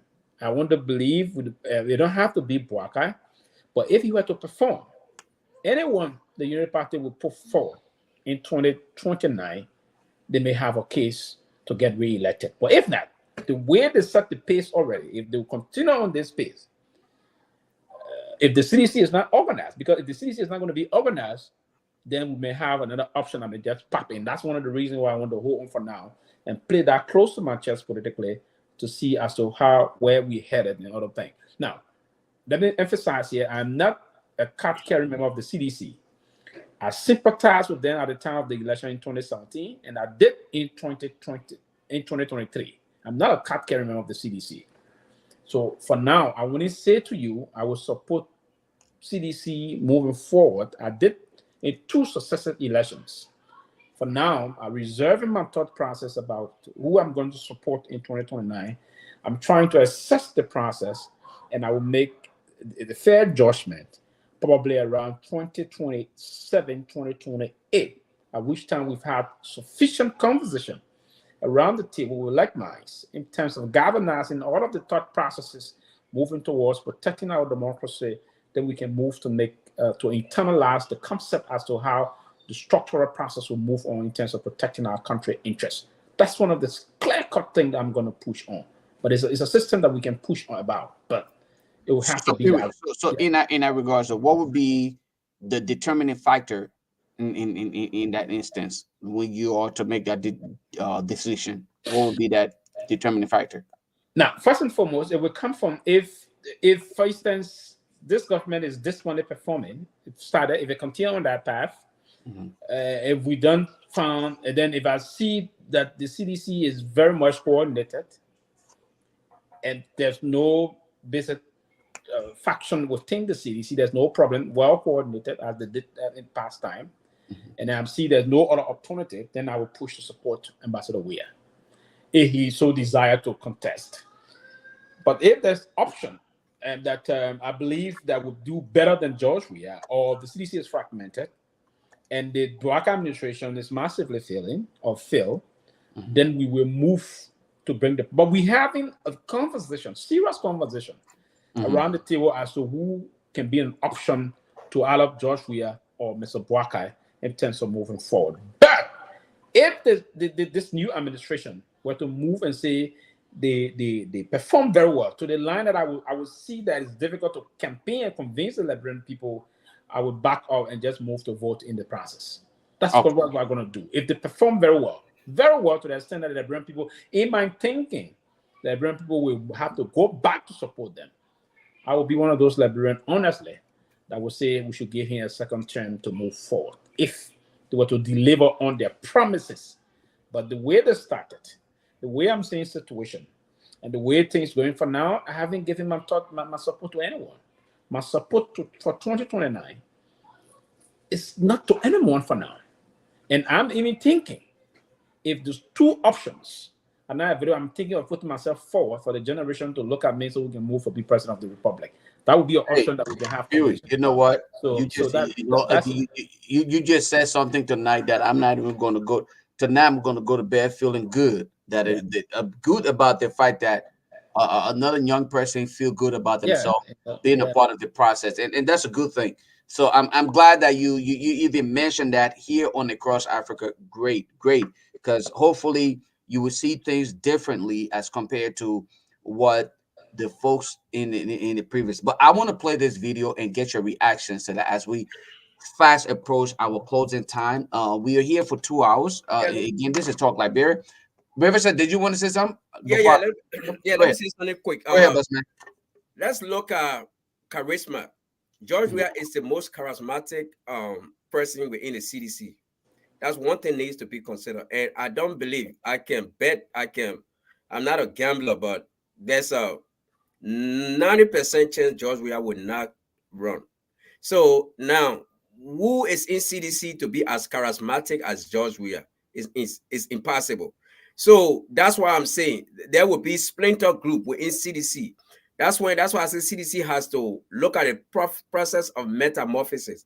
CDC as a party, we all George Weah. Yeah, George Weah might endorse certain individual, but with the person have that needed support, the amount of support, that unwavering support that George Weah had. Will we have somebody within the rank and file of the look? There's a reason when you look among all Democrats, why you think we're still hanging around Hillary Clinton and we brought Joe Biden back. They had other young people within the party.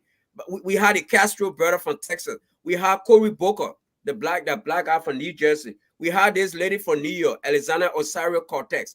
All those people were put, but they said no. The Democrat got dead on these. I mean, the Republican got dead on these people. We can't do that. That's why we brought old Joe back. So it's the problem of charisma. Now, with George, we are not coming back. I think CDC. That's why a new brand is needed, Lofa. So now we don't know where Alexander Cummings. I don't know, because I'm not seeing any momentum in their camp. People say maybe they're waiting right now. They don't want to be like that opposition that keep throwing things out there. People will see them as enemy tomorrow. They want to wait at a particular time. But so far, I see CDC going here and there, having disjointed press conferences, attacks, and other things. But a new breed will be needed because CDC and people, let me let you know, CDC will not be as formidable with all George Weah in this coming election.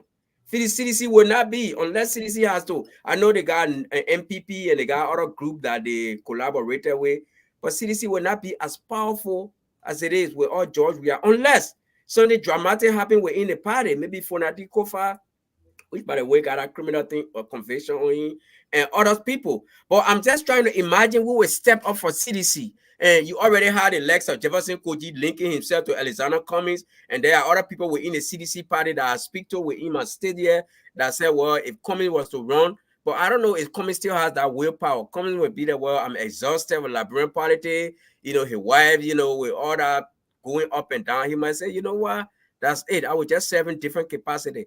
Then Lofa will be left with a one-party system because besides Alexander Cummings and George Weah, frankly, I can see it's hard to just see anybody out there that will topple the Unity Party. Those people will dig in, their claw will be under the ground. Lofa, your hair is like, I was telling you about those Komodo dragon when they put their fangs in that ground, you hold their tail, forget it. Those people are smart. They are wickedly, criminally wise. They're not, look, it would take a lot, brother. It would take. Unity Party is a mainstream political party. We can hear about NDPL, the UPP, all those different parties. Unity Party still stands. Why? Because there's a reason they still stand. So, we have to be careful. That's all I got to say. With George Weah out of the picture, even though, I can't see any formidable individual within the CDC that can put up a fight as much as George Weah will have. Wow. Let's play this. I want to play this video here, and get our reaction to that before we kind of call it a night. I know we are fast approaching our 2 hours mark, but let's play this video here really quick and get your reaction. Look at Liberia today. Where are the clinics? Where are the schools? Where are the streets? Where are the roads? Not because we couldn't build them, but the monies have been diverted to individuals. And what are these individuals? They go outside the country, they buy houses, but the country that they make the money from, they are afraid to use the money there. So they go out, they forget that there are hundreds of children here that are not going to school. There are no medical. I have a very close friend now who is sick in Foya.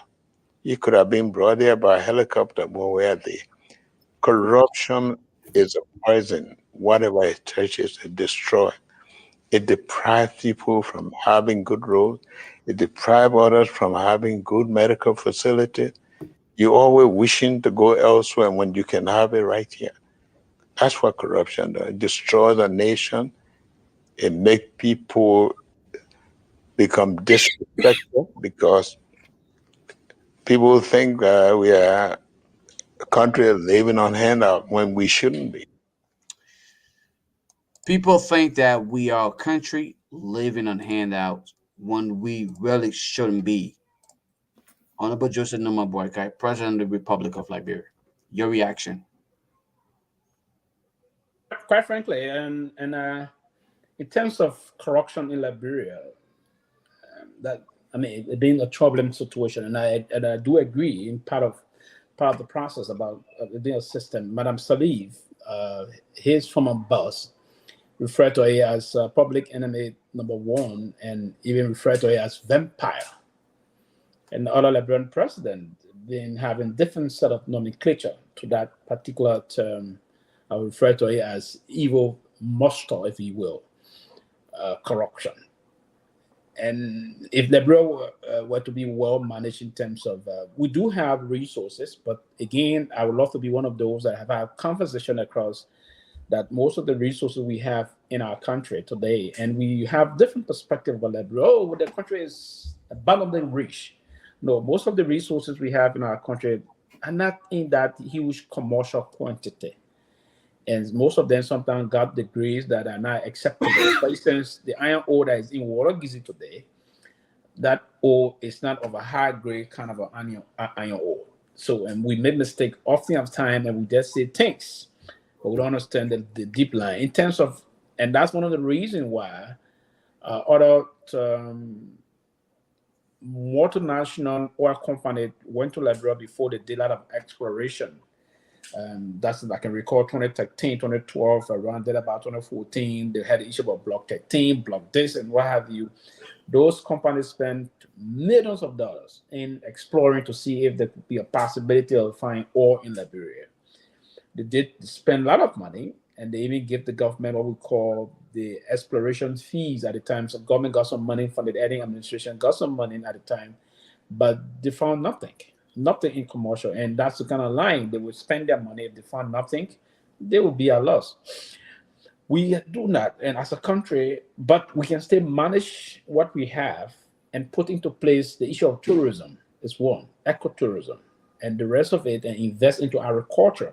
Other countries, Rwanda is not the deeply, they don't have a lot of resources, but they manage what they have, and they put into place major economic mechanism that can help explore, find the worth creating areas. For instance, agriculture is very pivotal towards us. If we were to move in revolutionizing the agricultural sector alone and tourism, that alone can explore and expand the Liberian economy very well. And just manage the issue about accountability on our local revenue collections.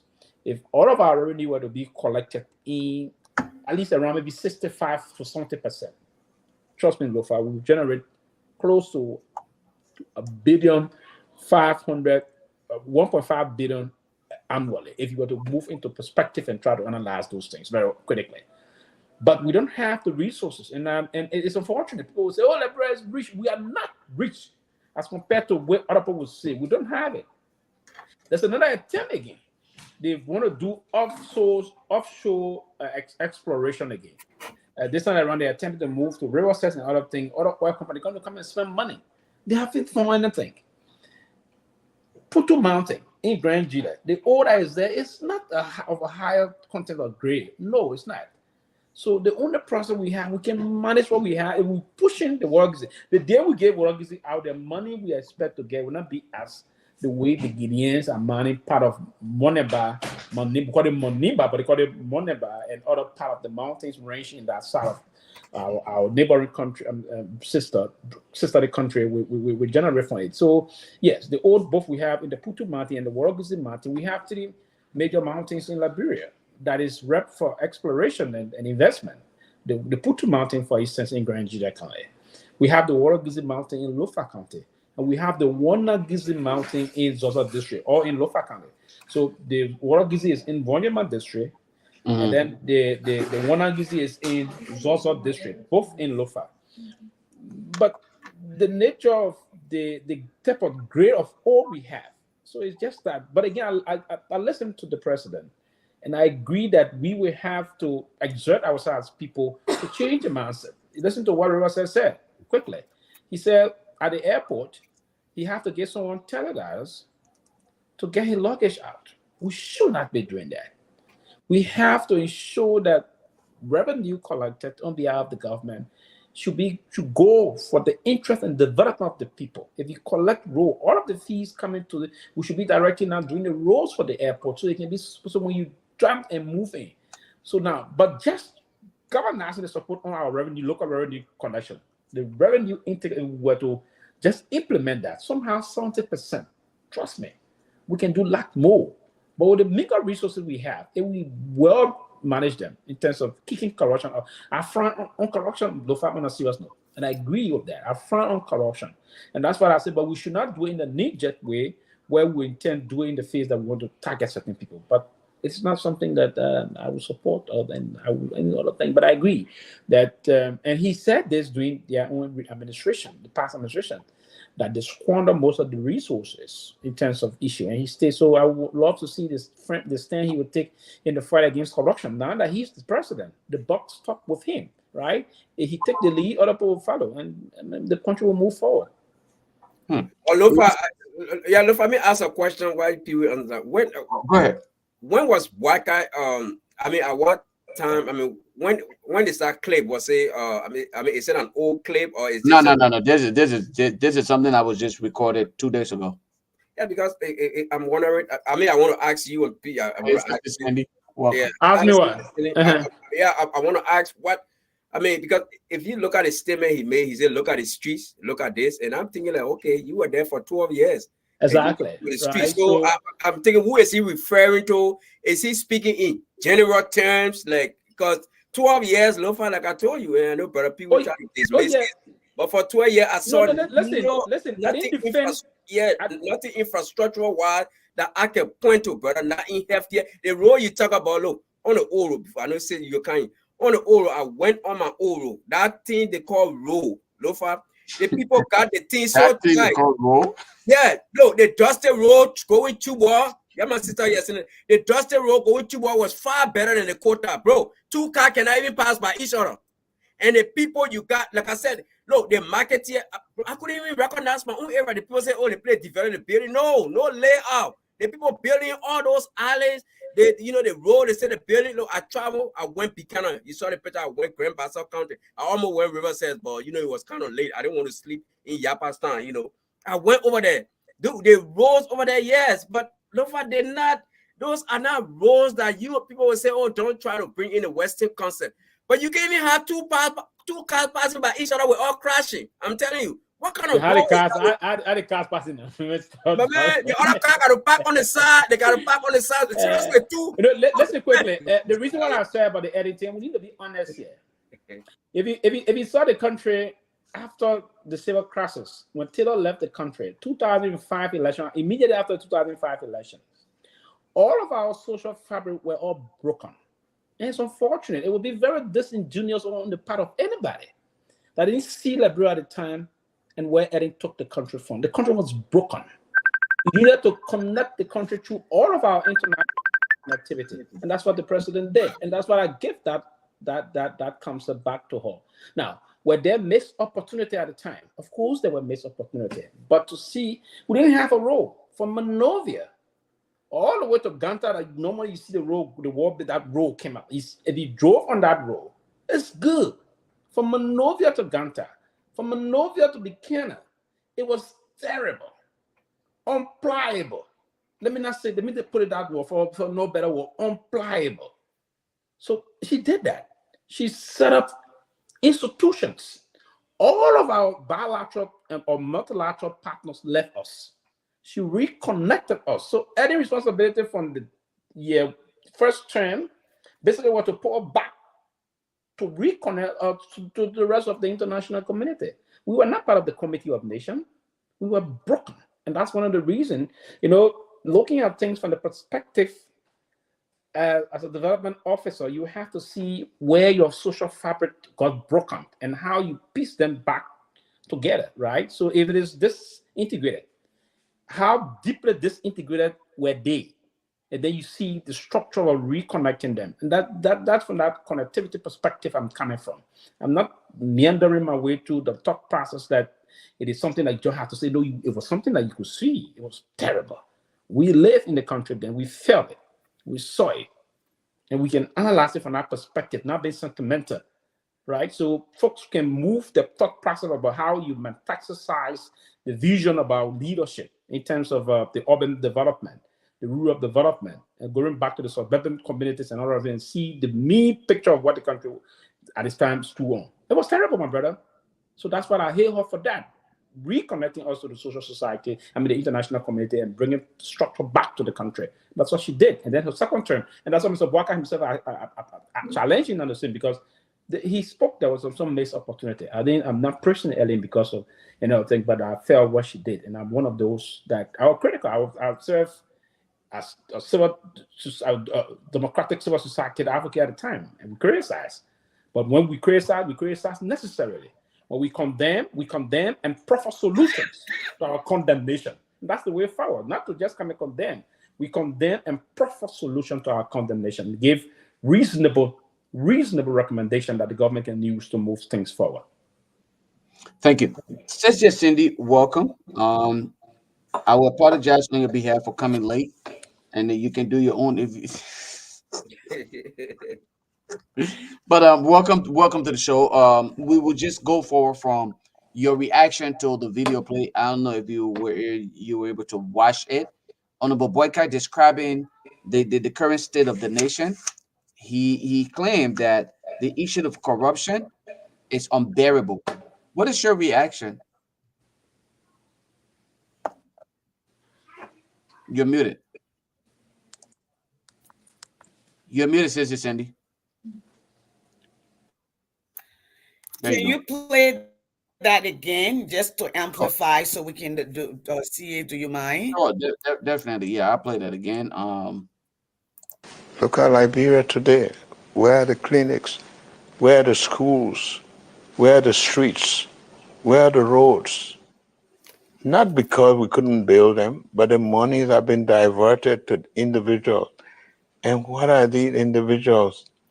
They go outside the country, they buy houses, but the country that they make the money from, they are afraid to use the money there. So they go out, they forget that there are hundreds of children here that are not going to school. There are no medical. I have a very close friend now who is sick in Foya. He could have been brought here by helicopter, but where are they?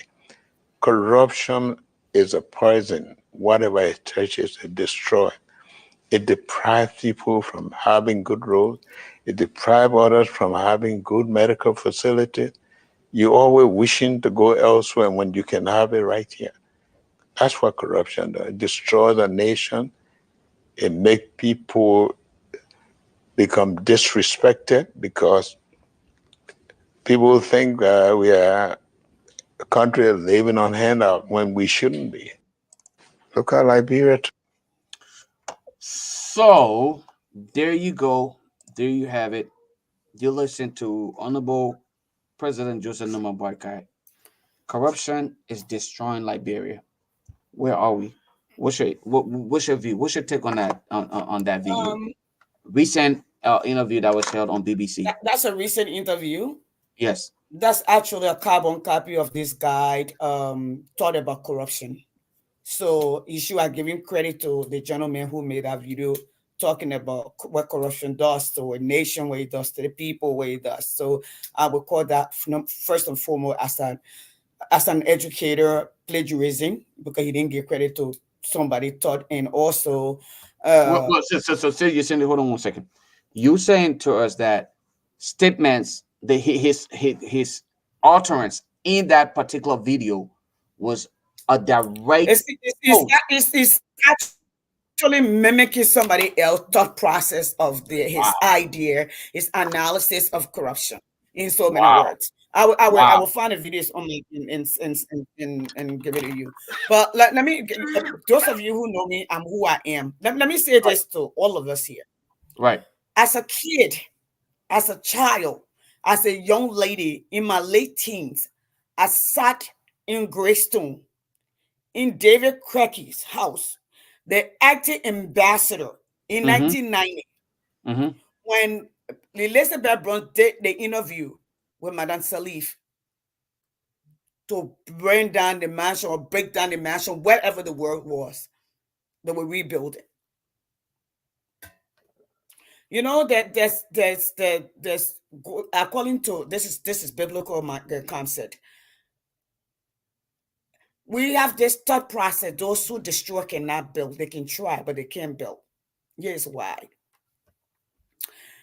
We heard the humility of David, the humanness of David, his repentance heart of God. But God also told him he can't build his house because his hand was sore. Okay, now let me come back to all of this. Before the war, there were no road in Liberia. Everywhere was dusty road. My family used to travel back and forth from Monrovia a lot. Riverside Pro and all of us grew up together on the old road. Maybe we had the second biggest house on the block sitting right on the road. Okay, and I've been back to Liberia back and forth. All right, and like he said, and I would, acknowledge most of the places I don't recognize.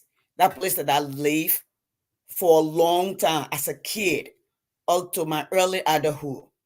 Okay, we received over $16 billion in aid, besides the money that the country itself was generating. You think about that. Not only did we do that, we turn around, we rack up about $800 million, close to $1 billion. So we are talking maybe close to what? 17, 18, 19 billion dollar. It took America after World War II $13 billion to help rebuild the whole of Europe. They call Germany miracle. All right. What the German people did was they identified where they thought they needed. That's the first thing. When Bwaka took over, we came on this platform, we said they need to do need assessment. Okay. They need to look at the human capital. They need to look at the materials. They need to look at what available to them, first and foremost. First thing, they're supposed to have come with a plan. For Papa Bwaka to even come out and say, that's the all blinging. From the onset of the process, this man has said to us over and over, he was the leader that Liberia were waiting for. 2, he knew the in and out of Liberia politics, what Liberia requires, what Liberia needs, and he was the most seasoned that can take Liberia out of the doldrum that Liberia was in. Let me come back and speak where my people can hear me. Papa Bwaka said he's the only one of all of the 20-some more people that were in the race. He was the only one that would face Liberia. He was the only one who know the trouble of Liberia. He was the only one who know Liberia Okay? And nobody else.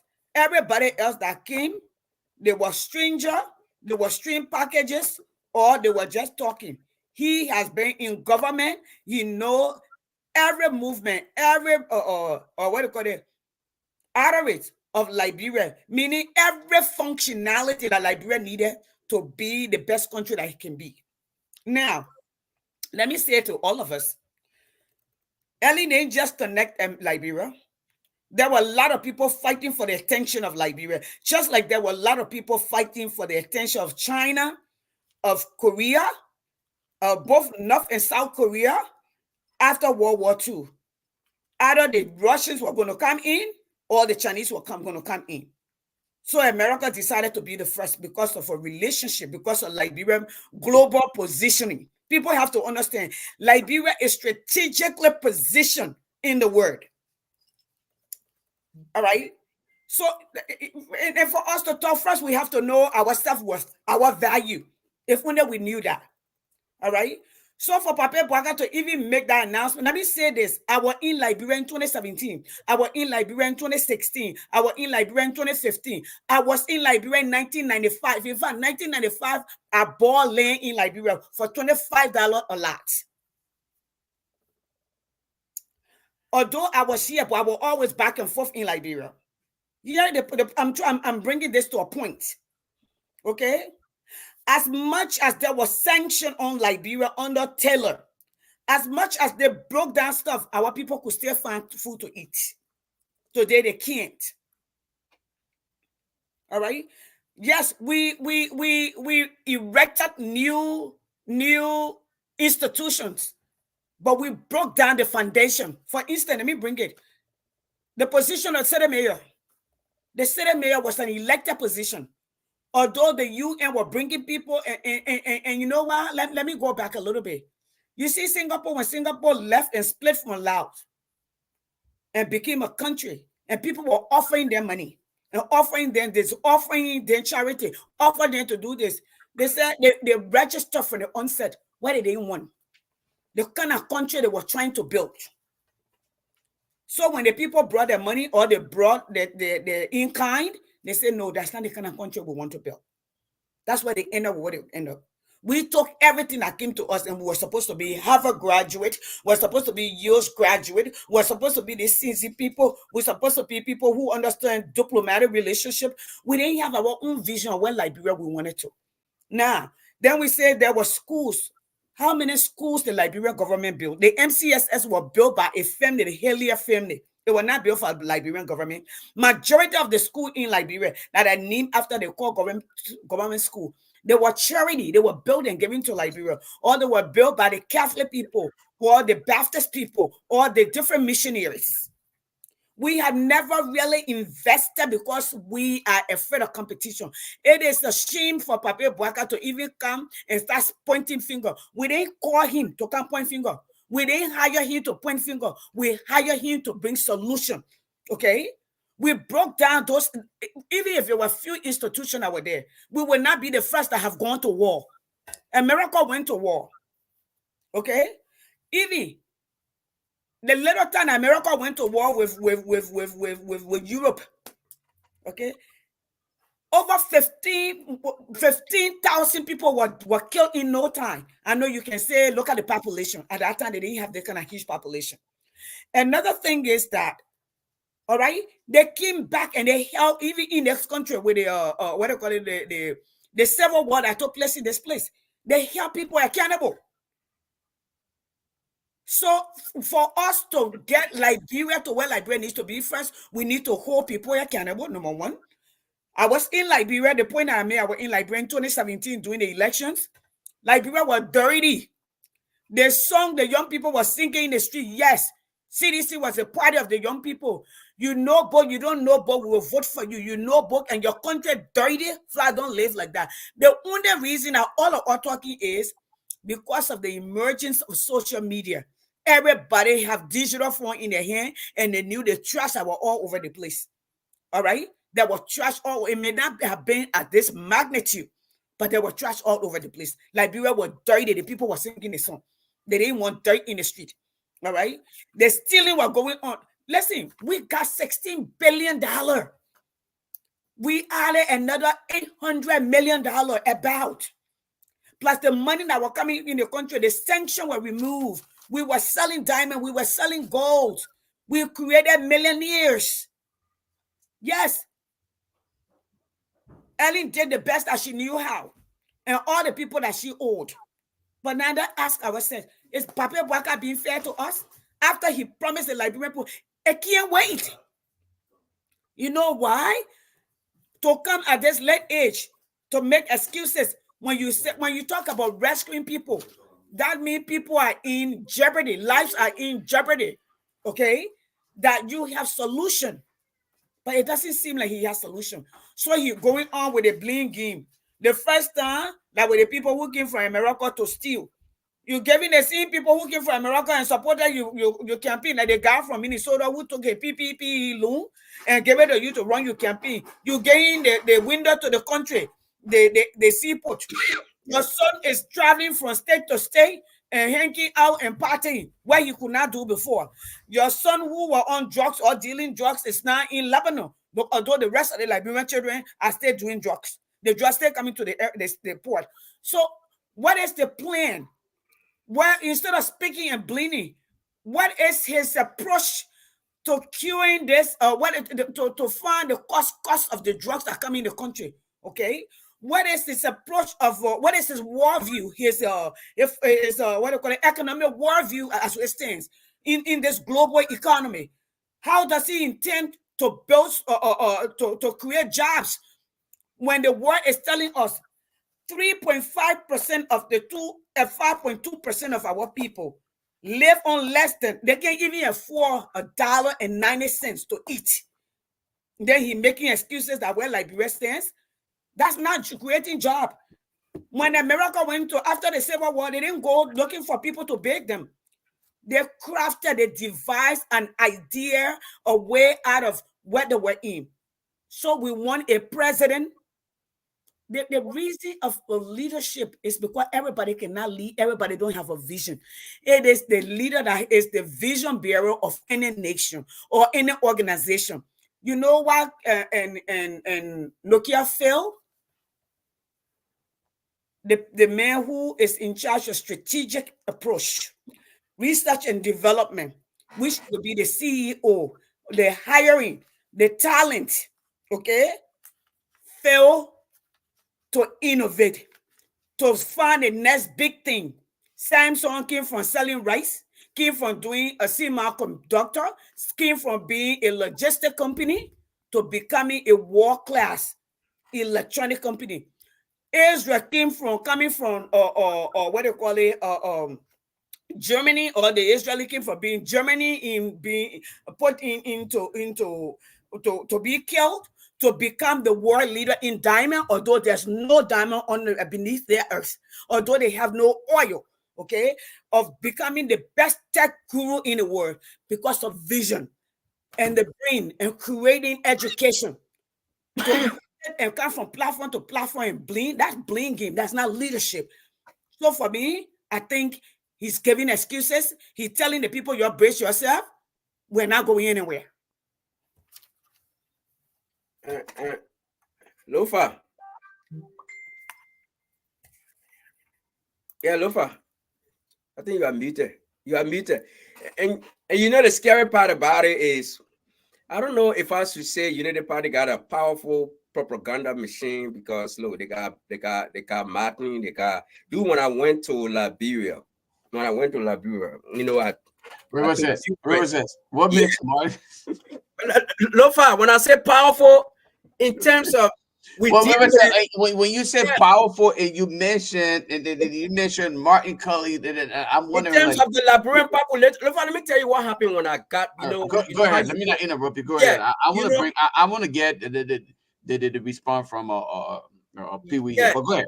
You know when you go to Liberia, family member come and visit you, and friends come visit you, and I'm sitting there, and these people come, and you won't believe how these people praise spoon. I'm telling you, I used to think this whole spoon thing was just the diaspora. I said, man, these people in the diaspora, they sitting down, they listen. Dude, I went to Liberia. You won't believe the people how much of a mind game. So when I say Martin calling powerful, it might not be for you and me.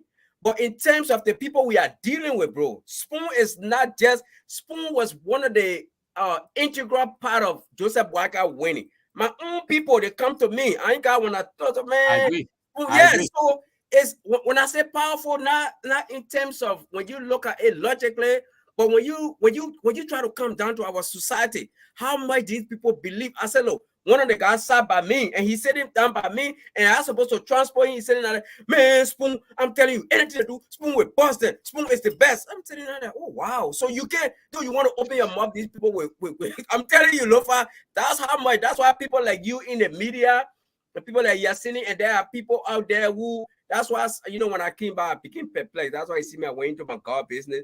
But you know, but people like you who over there and doing your best, I really commend you. Otherwise, I'm telling you, this propaganda we are looking at, we got a long fight with Unity Party. I'm telling you, that thing Joseph Boyka talking, there are educated people who resonate with. There are people who on social media. It's not just the ordinary people, Lofa. People who call themselves degree holders. They will listen and shake their heads. Yeah, that Pape do any little thing that Pape does.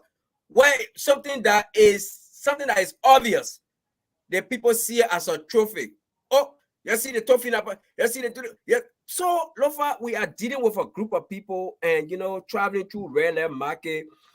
And I told you, I saw this man. He looked sorry that my own people, I don't want to describe anybody in a graphic way, but you could see the people, and the man selling of milk. This man like 50 something years old. He's selling milk, and he came to me, you want to buy Joseph Boyka milk? Look, I didn't even know what to tell him. I'm sitting there like, seriously, this man selling Joseph. He probably never met Joseph Boyka in his life. He may not even see Joseph Boyka unless maybe he passing through Red Land and something. This man came to me, you want to buy Joseph Boyka milk, and the Red Land, you could see Joseph Boyka people wearing, after the election, I saw people still wearing that tag with Joseph Boyka people. So I'm sitting there, so election was to be held again. The people were still for Joseph Boyka because the message, Lofa, I don't know how much the messages are resonating with those people. But Lofa, the society is so, man, our society is so complicated. I saw so much over there. It just had me perplexed. It just had me confused. Like, we got a long way to go. And you know the party? Seriously, Lofa, thank you for why you do, why others does. I mean, why others do, but seriously, bro, it's gonna be a tough battle ahead. Unity Party, they position themselves in a way that, it won't be easy, bro. Period. You listen to Sister Cindy, you listen to Brother Rivers Pro, and of course, part of my contribution. What is your reaction to Honorable Boyka in that we would then listen to your reaction, then we'll go around the clock and just take our closing comments, and we'll call it a night, hopefully, and make way for another opportunity to be back on here. But let's get your reaction to the video you watched, says Cindy Rivers Pro statement. What is your reaction? You're muted, boss. You're muted. You're muted, Yeah, bro. sorry about that. I do agree with most of some of what the Cindy, if I'm sorry if I've got it right or not. Yeah. I do agree with most of her thought process on the issue that we should move on in terms of being strategically important in terms of our strategic development initiative on our own as nation and people. And I agree with most of the classic examples she gave, moving to Germany, Israel, and other things. Israel is more productive today and independent in terms of agriculture. As I said before to you, the agricultural sector, the revolutionized sales sector, and what have you, and move people. And today they're very strategic also on innovation, very crafted onto those things. The mindset of folks coming to be more independent and the rest of that. And I agree with most of her point. But where I disagree with her is on the initiative taken by some past Liberian leaders also were very strategic, like the MCSS. The Monrovia Consolidated School System was an idea that was crafted by President William V. Stockman. And that system, and the Stockman House School, for instance, there was the money put into the budget and constructed by William V. Stockman. And that was the thought process he brought about. The school, the Gibson School on the bypass and the rest of it. Yeah, the family brought the idea out and what have you, the concept, but it was shared by this president, and he believed at the time there was the need to, and that's one of the reasons why at the time, William V.S. taught my own thought process about making us more innovative and strategic in terms of that. It was just unfortunate that the way he went about his leadership, but he was pushing for a more educated society. And so he brought about the Monrovia, for instance, in the Monrovia area. So we should have the Monrovia Consolidated School System, and that will push the academic process and grow more bigger intellectualism within our class in the social circle. And so there were folks that people that were not part of the middle class. So we would talk about those children of, as someone can say, some of my men will say, the children of the proletarians, right? Our mothers and people from when I was, riding around. They sow potato grains, grumpy, king Jews, bitter ball. Their children should also go to good school. And that's the time you saw, if you all keenly follow, I want to believe Cindy herself followed close at the time, Tokmeha needs to be one of the very powerful school in terms of meet of challenge. You have great brains for Tokmeha. I can boast of one of someone I refer to as a big brother and the mentor, Dr. James Colley, is a product of Tokmeha and the rest of that. So a lot of them, I will go on and call a lot of folks at Tokmeha, Gitsin, and Central Ha, and the rest of that. So it was a kind of a shared thought process. And another area, briefly, I will also take along the small disagreement I have with her is that the area of the amount of money that came to us, it was not 19 billion. No, the issue of 19 billion was the issue of the foreign. I didn't say 19. I said 16. Oh, 16. The issue about the 16 billion was not the money coming to the country in terms of support to the country. Those 16 billion was talking about all of the combined investment, those that came to do the investment in the country, for instance, all of those concessionaires and the rest of them moved to the country. Now, money coming to, for instance, the United States alone, from the 80s up to the time they were up to current, the ambassador just stated that the United States of America actually spent around $5.2 billion on Liberia. $5.2 billion on Liberia. And strategically, most of the $5.2 billion spent on Liberia, most of those money went into the peacekeeping time, like the ECOMO days, the United Nations ECO and UNMIL days, and the rest of that. And aid from USA and the rest, all they came to $5.2 billion. And the EU also came with some support. I agree that we should not be depending on aid. And that's why I disagree with the president now, because he was there for 12 years. And he's now saying they took the money out. They took the money. We only spent 6 years. You spent 12 years. And that's why I agree with you, Cindy, on most of her points. She's struck out. You should not be, there should be no blame game. The blemish game should be over. It is about time that we be strategic on saying we can, because you ran on the mantra of change. The mantra of saying we are about to come, not on the change. And people now without knowing the system and what Liberia needed to succeed. Exactly. Right? You ran on that. And you said everything's spoiled. The mantra of change. And not only the mantra of change, it's a double blow. The mantra of change and to rescue. So when you come into rescue, that's actually not to use to come say the same 12 years. And he also came out, I mean, this is unfortunate and unacceptable, right? To come and say, he self came and I think he said they squandered the opportunity. They took the money, 12 years. 12 years, a lot of time. I thought I was going to hear from the president that we are now about to explore and put maybe $15 extra million in the agricultural sector. To strategically replay. After our hearing from the president, we will put $5 million into CARI. So CARI can be strategic on doing more research. CARI will do more research as to how we can expand our agricultural sector. I thought I was going to hear from the president that the Lofa Road has stopped to Sarai, where George has stopped to Sarai. I would take it from Sarai to Vonjama. I thought I was going to hear those things. I thought I was going to hear that the budget process, in terms of strategic budget allotment, we allot the budget will be profit reduction related. The budget will have to be profit reduction related. So it would hit major poverty areas. For instance, when we do the road from Buchanan to Yabastan, or pass through Yabastan and go to all the poor area beyond Roses, there are more touristic areas in those communities.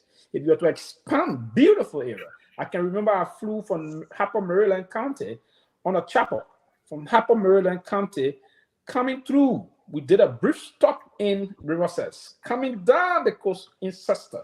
You will see the beauty, wonderful scenery, right? So if you were to move into those areas strategically and invest our time and say, I agree corruption is terrible.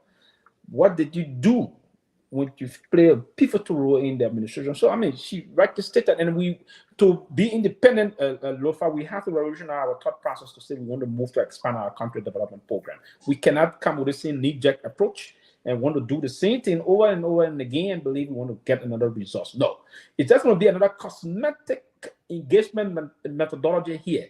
That conundrum, we need to remove ourselves from self-talk process, right, and begin to think outside the box. And by thinking outside the box, it should not be the regular way of just saying think outside the box, think outside the box. We should merge. We can say something. Say merge our word, our action and deeds, right? We have to do that, and by doing that, we have to be more strategic. And that should be evident by the major decision we're going to take. So the budget that I saw that we just discussed the last on the closing argument, I don't think the budget is intended to do a lot of things. I will hope to see the next budget. Now, my prayer is not the government to fail. No, if I said that, then I'm praying for myself to fail. And that's why I said to you, my brother, we have to be strategic. Where the government will do good, we will come and commend them for it. I will always pray the government to succeed. On the most serious note, I didn't support, but I want the president to succeed, because if the president were to, because he said some things, that people need hospitals, they need schools. Our kids, our children need those things. It's not because if my children or my cousins or my sister children or my friend Lofa children, if they are good going to school, I would love to see that reflect on other kids that I don't have no relationship with. That is what I want to see, because those children that will learn to be medical doctors, teachers, military professionals, health workers, and the rest of it in all sectors of our country, they're going to help promote the country move forward. So, I mean, I will challenge the president to take some critical decision, pivotal decision that will expand the country revolutionary thought process in terms of expanding most of our sectors that got the proclivity of moving forward. That's something that we can tap into. And my teacher will always say we should make use of the lower hanging fruit, right? And make use of those things and move the country forward. Liberia is very productive, and we should get rid of the counterproductive mindset and reintroduce the productive mindset and match that with some things that we can do to move the country forward. In closing, I hope that we can address this young man's question. And you know, I love to highlight statements from people who are on ground. Okay, and again, we see things from the outside, but those who are on ground, they're the one who feel in the pinch. Okay, when you go to bed at night and you can't sleep because the heat is killing you, you know better. When the mosquito is waking you up for alarm clock, you know better. This young man writes, Golden Heart says, so how do we address the fundamental errors of the asset recovery team? Is there a need for overhauling the team? Is the budget of 1.9 million realistic? What about the issues of President Boycott failing dramatically on different angles, especially issues of roads connectivity? Has Honorable Boycott failed on his 100 days deliverable? Can the panelists address these issues too? We want to know. Let us close on these questions, because again, this would literally just address or discuss why we are here, the 100 days deliverable or promises that were made. I think he highlighted key points here that we should not ignore. Honorable Boycott's deliverables. And I will leave it up there. So in case we need to just refresh our memories, let's address this in our closing statement, and then we'll call it a night. Hopefully, by God's grace, we'll be back here again tomorrow. Let's start again, as it is often said, ladies and gentlemen. She came in last, but we will allow her to go first. Let's hear from you, Sister Cindy. I think it's a setup. I think it's a setup. While we address these issues, I think I've spoken on the. When you say you think it's a setup, what is a setup? I'm the only woman here. How am I going first? But that's okay. You see? I do this. Okay. All right. All right. Then, well, you know what? We'll let you go last. Then we'll go to Pee Wee. So we'll let Pee Wee go ahead. To avoid the setup, we'll let Pee Wee go first. Okay. Probably part of the flaw we see in the asset recovery process, first and foremost, I would say the way we went about the constitution process, the way we constituted the entire process, right? I believe that the president made some mistake by bringing people that are sentimental, that are politically already taking side, and to do this kind of a thing, you need people who will come with objective, not prejudice. The guys, certain folks that are already prejudiced the entire thing, that have made opinion on this process, to have folks that will come in on to this issue with a mindset of taking a partisan side wouldn't be a good thing. We needed to balance this process from individuals in our country that got impeccable records of independence to play with. One of the flaws that I see in this process, and I thought that it was a little politicized, and it shouldn't have been done in said manner. Another thing, the amount $1.9 million is that justified, and I would think looking at the logistical responsibility of assets recovery thing, I would think that the amount, on the most serious note, the amount, because I don't know, I haven't seen the president give the description of the responsibility of the institution. I mean the asset recovery team, but the timeline is what I don't know. The TOR. Yeah, the timeline, the TOR. Yeah, thank you. I don't know of the time. The timeline going to be just with 10, because it should be within a year to this budget period, $1.9 million for this process. And according to what I learned, part of the scope of the TOR is going to be both internal and external. So there are going to be some external visitation, external process. So I think that amount, if the team is sincerely constituted to do her job intended to do, I think that amount is justified. On the most serious, looking at the numbers, I see that amount in terms of working both in the country and there, and what if they will focus on the agenda to move issue forward. The amount is clearly justified in terms of that. I wouldn't have a problem with that. But my own objection to the process and the flaw is that those that are on the committee and their way, for instance, you have the chair of that committee. The chair of that committee, it's time to time was in an issue. He took government, the immediate past government to court, and said that he was targeted. You don't, I mean, it's not and justified. You happen to also be the president's son or relatives. Yeah, exactly. So yeah, something that's a conflict of interest. There will be no objectivity. Sorry, Pee-wee, let me. No. Yeah. So again, I will have problem with that issue, because I have objective with Cloud Mountain being in this process, folks. So I'm a little taken away by that process. And that is the issue that I have. And then the other issue about the 100 days deliverable process he spoke of, I think that if I can capture his point from the beginning to the 100 days process, I think we have some issue about a lot of mistakes coming along.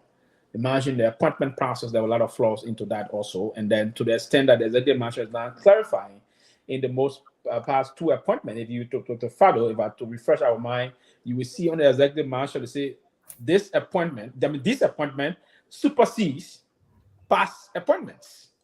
Right.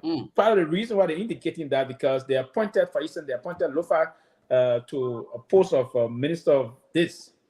Then they came back. The next day they appointed Pee-wee into that, and they appointed Yasini into it.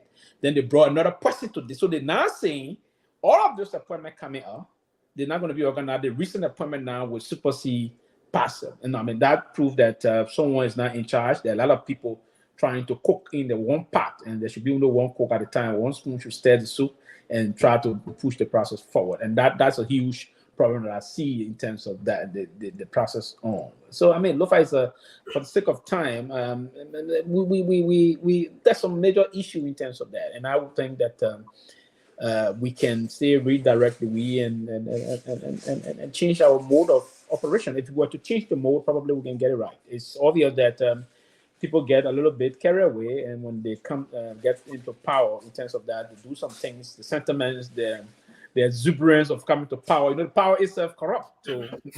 So sometimes, yeah, you see the line. You see, if you never have escort, you get in the escort, other people get into the place. They all go, everybody confusing the old man. And again, you know, the old man is the old man. So, but he have to take charge of the presidency. He got one commander-in-chief of the armed forces, one CRC, one president of the republic, and that's why the constitution is clear. See, Article 50 of the Constitution state clearly that the president, the executive power of the republic, is only in one person. It didn't say the entire executive. No, it says the executive power of the Republic of Liberia is vested in the president. It is Article 50. It didn't stop there. When the issue about appointing, so that all the power there in you.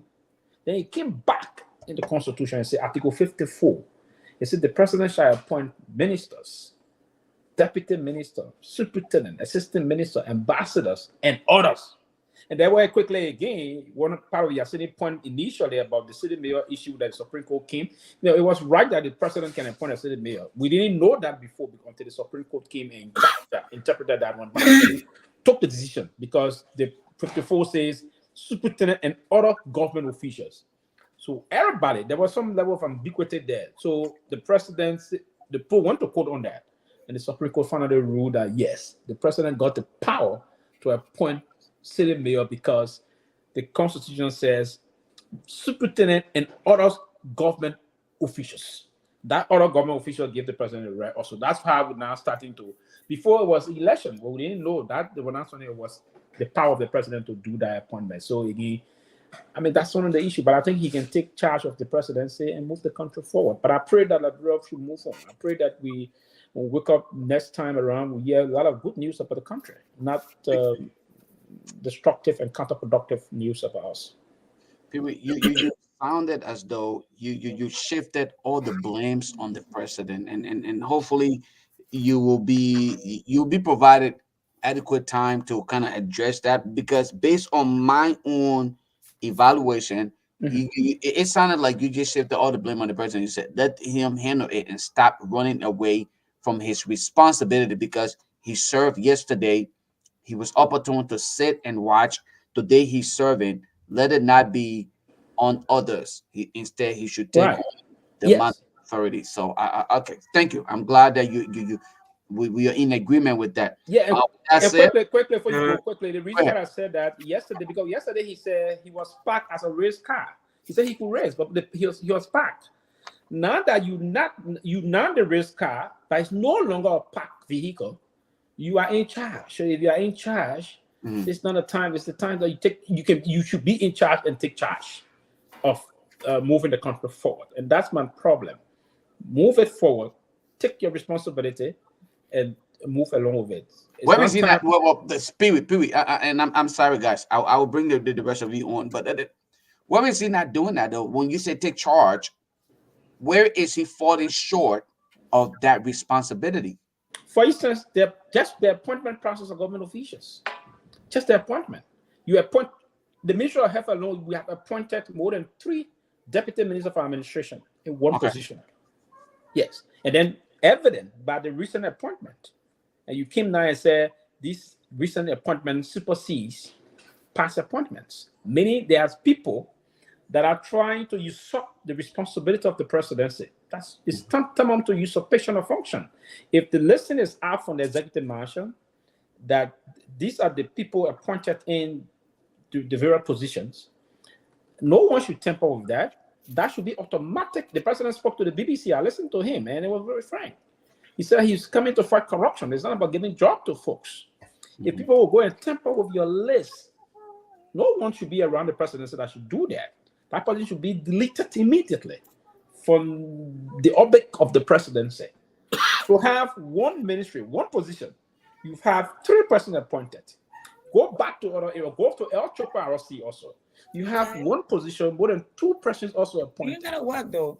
So I mean, all those things are not, they are unacceptable. So again, I would think that I would pray and hope, and I believe now that they say the recent listings appointment will supersede. I think the president is going to take charge. Article 50 is the sole prerogative and responsibility of the president of the republic. Thank you, Brother Pee-wee. Riverside Pro, let's hear from you. Yeah, brother. That's a great question from Gordon. How he's on the ground, and like you said, he feels the heat. They are the one going through the situation over there. But I mean, that's a great question. You know, when he said, so how do we address the fundamental error? But my first thing is, have they admitted an error? That's the thing. You know, I've been teaching. Riverside, when you say have they admitted to errors? Like who they, the voters or the government in charge? The You talking government, about did they ever admit? They ever admit that it was an error? That's not what I'm seeing on social media. That's not what I'm seeing from their minister. I never saw any letter of apology, anything. So as far as, so that's why I'm asking this question, because I work in alcohol and drugs recovery program. And the first thing for an addict is you must admit that you got a drinking problem or you got a drugs problem. If you don't admit, Lofa, you can't go forward, because first of all, you denying what you have. So these people, as far as they see, and I was speaking to one Unity Party guy, he said, well, as far as we know, we did the right process. And it's like in the United States, when somebody gets arrested and, you know, they maybe on criminal charges and the court, you know, they get arrested, the court can still build them out, you know, build them out. And then we're waiting for the actual proceeding. So that's why this Unity Party guy told me, as far as they are concerned, there was nothing fundamentally wrong with what they did. They went through the process. So the court has to intervene, like the court intervene in any civil society, and then come and, you know, handle the issue. And then there's an actual trial where, according to them, they will bring all their documents, because remember, they said that's just a preliminary arrest. So they didn't, you know, they got all their documents, they got everything to substantiate their claim that Finabono car or whatever car that they took was was regularly taken or bonded. So that's another thing, because I have not seen any letter of apology and nothing out there on the surface. That's why I asked that question. And as far as the failure, yeah, look, Joseph Boakai, look, Lofa, like I said, Joseph Boakai winning this election had nothing to do with Unity Party. It just had a lot to do with anger from the people. The people were just tired. They were frustrated. You know, I saw it in Liberia when I went there. It's not, you know, the Unity Party was ill prepared, bro. They just roll on the sympathy and the emotion of the people. That's why when they came, the people couldn't even organize an inaugural program. It just tells you how ill prepared, Lofa.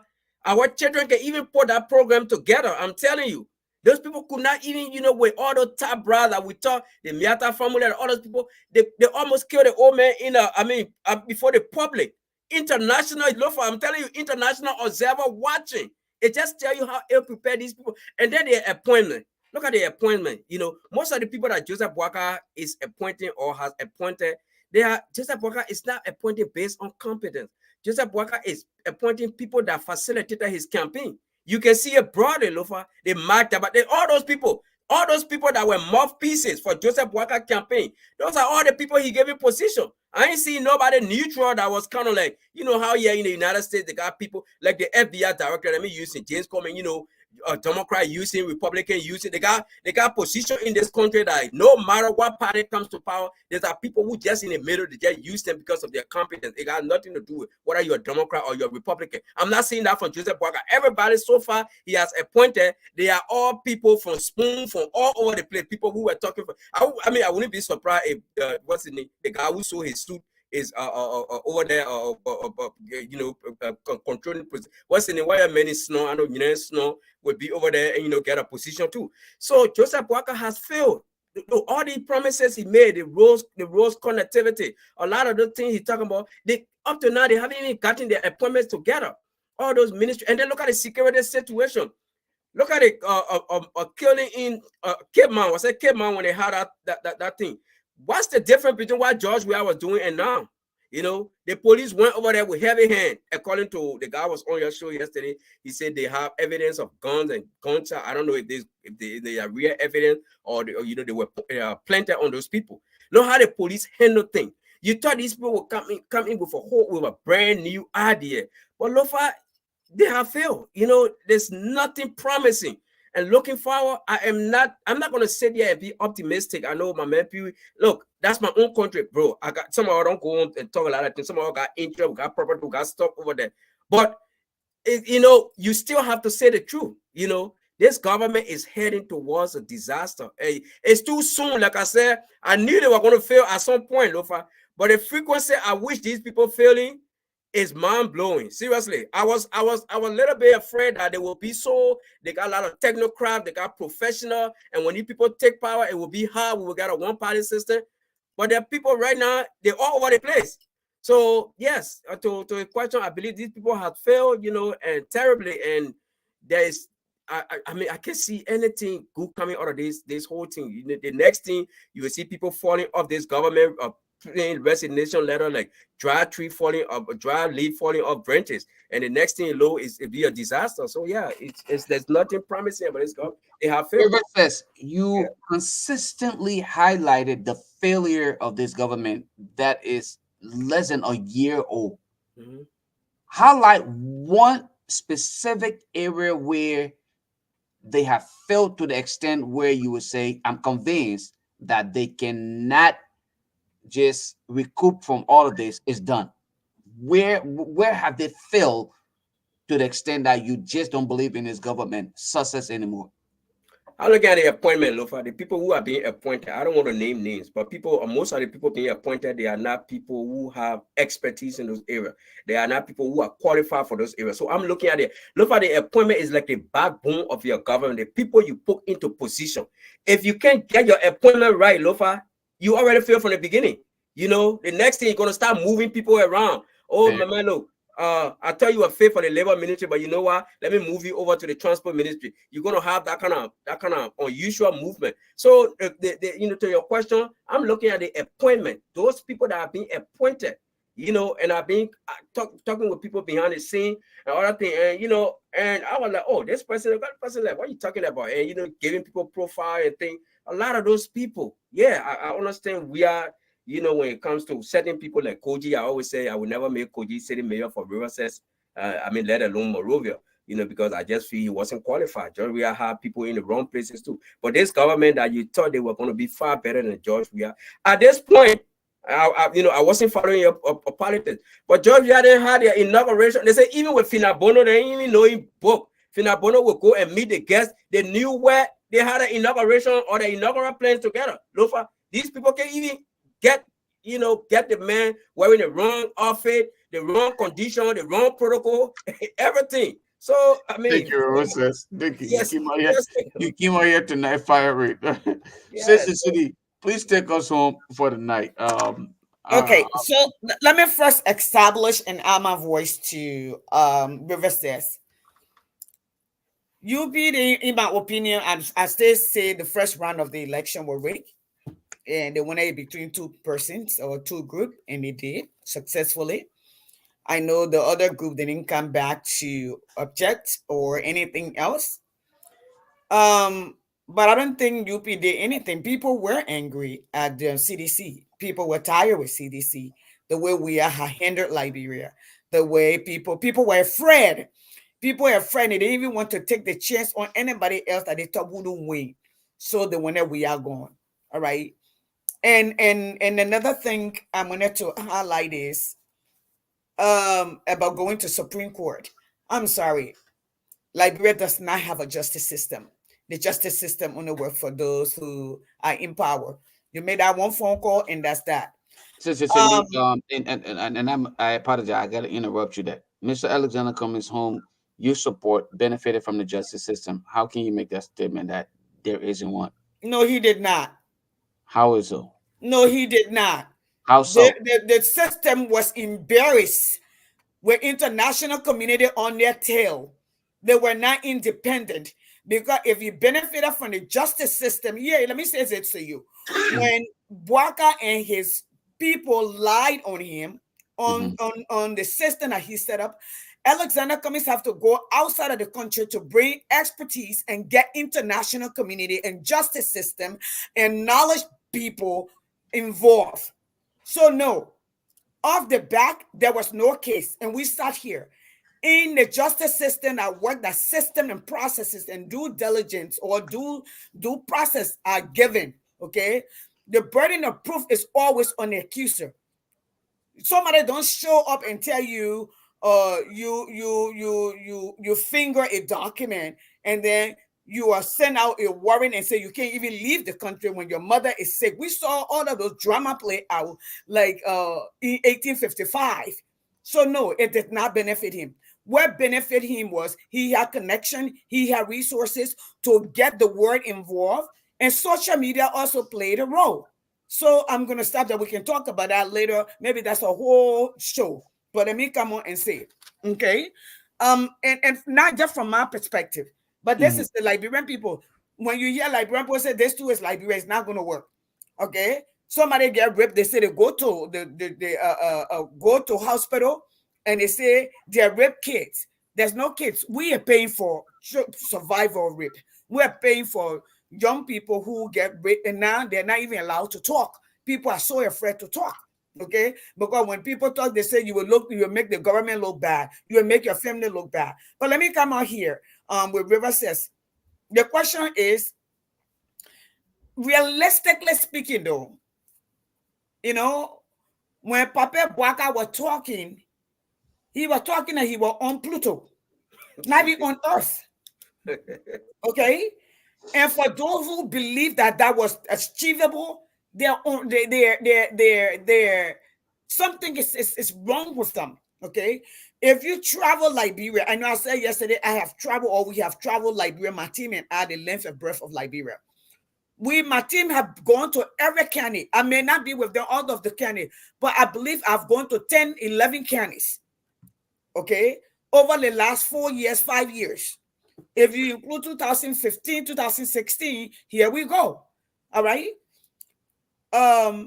We got the road from Monrovia to Ganta during early first phase of government, when we had the international community, the Chinese Union, when all of those were coming in, goodwill and all of that, and we have to pay those money back. And Grand Bassa County, let me give it to her because the road there and it's built. Okay, we can drive on it. All right, it's there. Now, majority of the work that we were doing were already funds that things that were already in the pipeline. Government is continuing it. All right.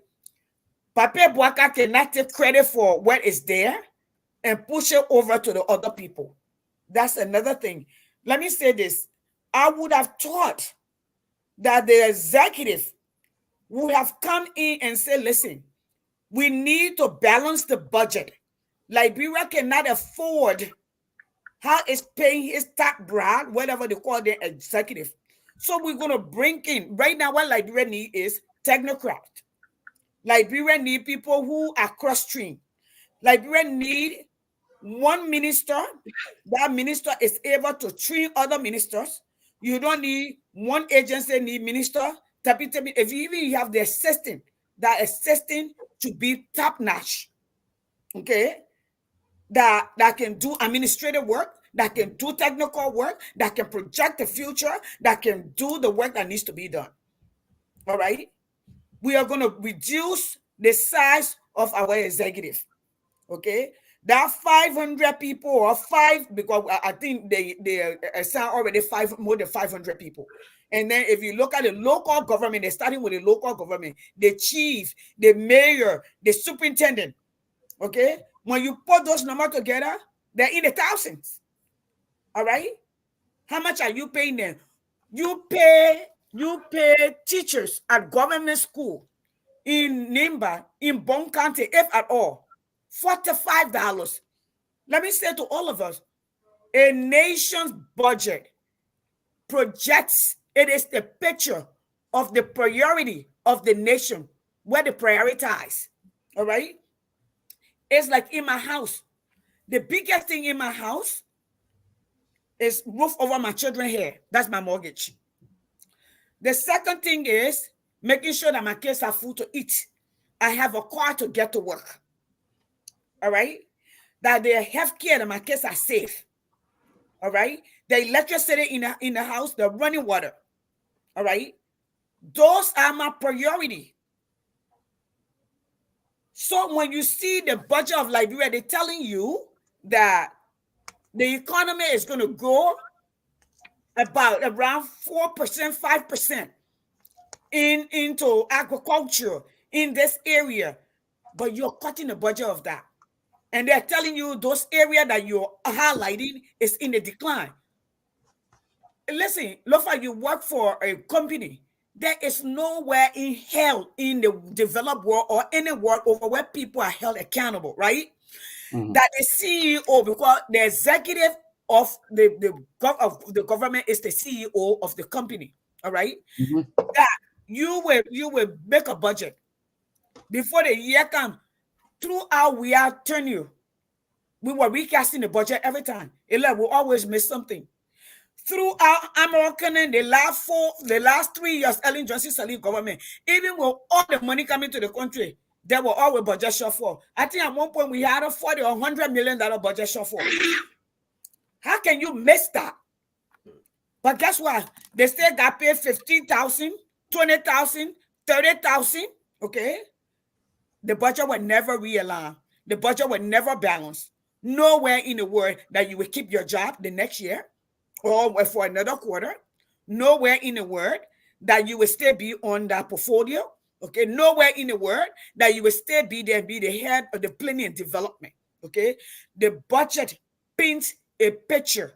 Okay, it's the visual of the vision of the leader. What I hope for, what country I want to, what my priority are. They're telling you feeding the country is not a priority. They're telling you education is not a priority. They're telling you security is not a priority. They're telling you safety of the nation is not a priority. That's what they're telling you. They're telling you making sure that every Liberian in this DNA has electricity, running water, and that is sustainable, because you can't sustain that without employment, because the people have to be able to pay. We're not looking for charity. Our people are not looking for charity. I hear Liberian people saying, Liberia, you're lazy. You're waiting for the government job. You're waiting for, let me say to my son, George Lobo. George Lobo, don't take the government job. Be a big boy. If they offer you, decline it. At this point in Liberia, let me tell you something, you don't qualify. You don't have the expertise. You don't have the education. I'm saying it. You can come back at me any way you want to. All right? I'm not afraid of anybody, and I don't care what you say. You don't. Well, Liberia need people like Lofa Julius, who don't have to come to Liberia. They can be consulting and say, you know what? We can't pay you, but we need you to train our children. Okay? How much can we compensate you that you put in some time? We need people who will monitor our security system, cyber-wise. We need people who understand financial intelligence on the global stage. We need people who are cross-trained and don't understand what they call it, the economic worldview, security system. That's what we need. We don't need talker. Me, I'm a talker, but guess what? I'm an educated, experienced, 30+ year experienced woman who have changed career 3 times. And I come back and produce every time. No, I don't want a job in Liberia. What we are asking for is Mr. Executive, Chief Executive, Pape Bouaka. All right. What we are talking about is make a budget that shows the interest of the people. That is people-centered. That budget is not people-centered. How do you set a budget for the what they call it, the fire services? The last one was 600,000. 550 of it was in recurring expenditure. 50,000 for the program. You don't need a fire department. If you only put in 50,000 for the program is the department. All right. Look at the school system, like the school that are pool wash in. They got Colombo, no window, no fire escape. If fire got in at the door, everybody there will die. No bathroom, no pee room. The people go behind the place where the children sit down. I mean, our people are most of them are so used to all that environment. I don't think most of them can differentiate. Look, when the wind blows and the poop sand blows in, my nose can just clock.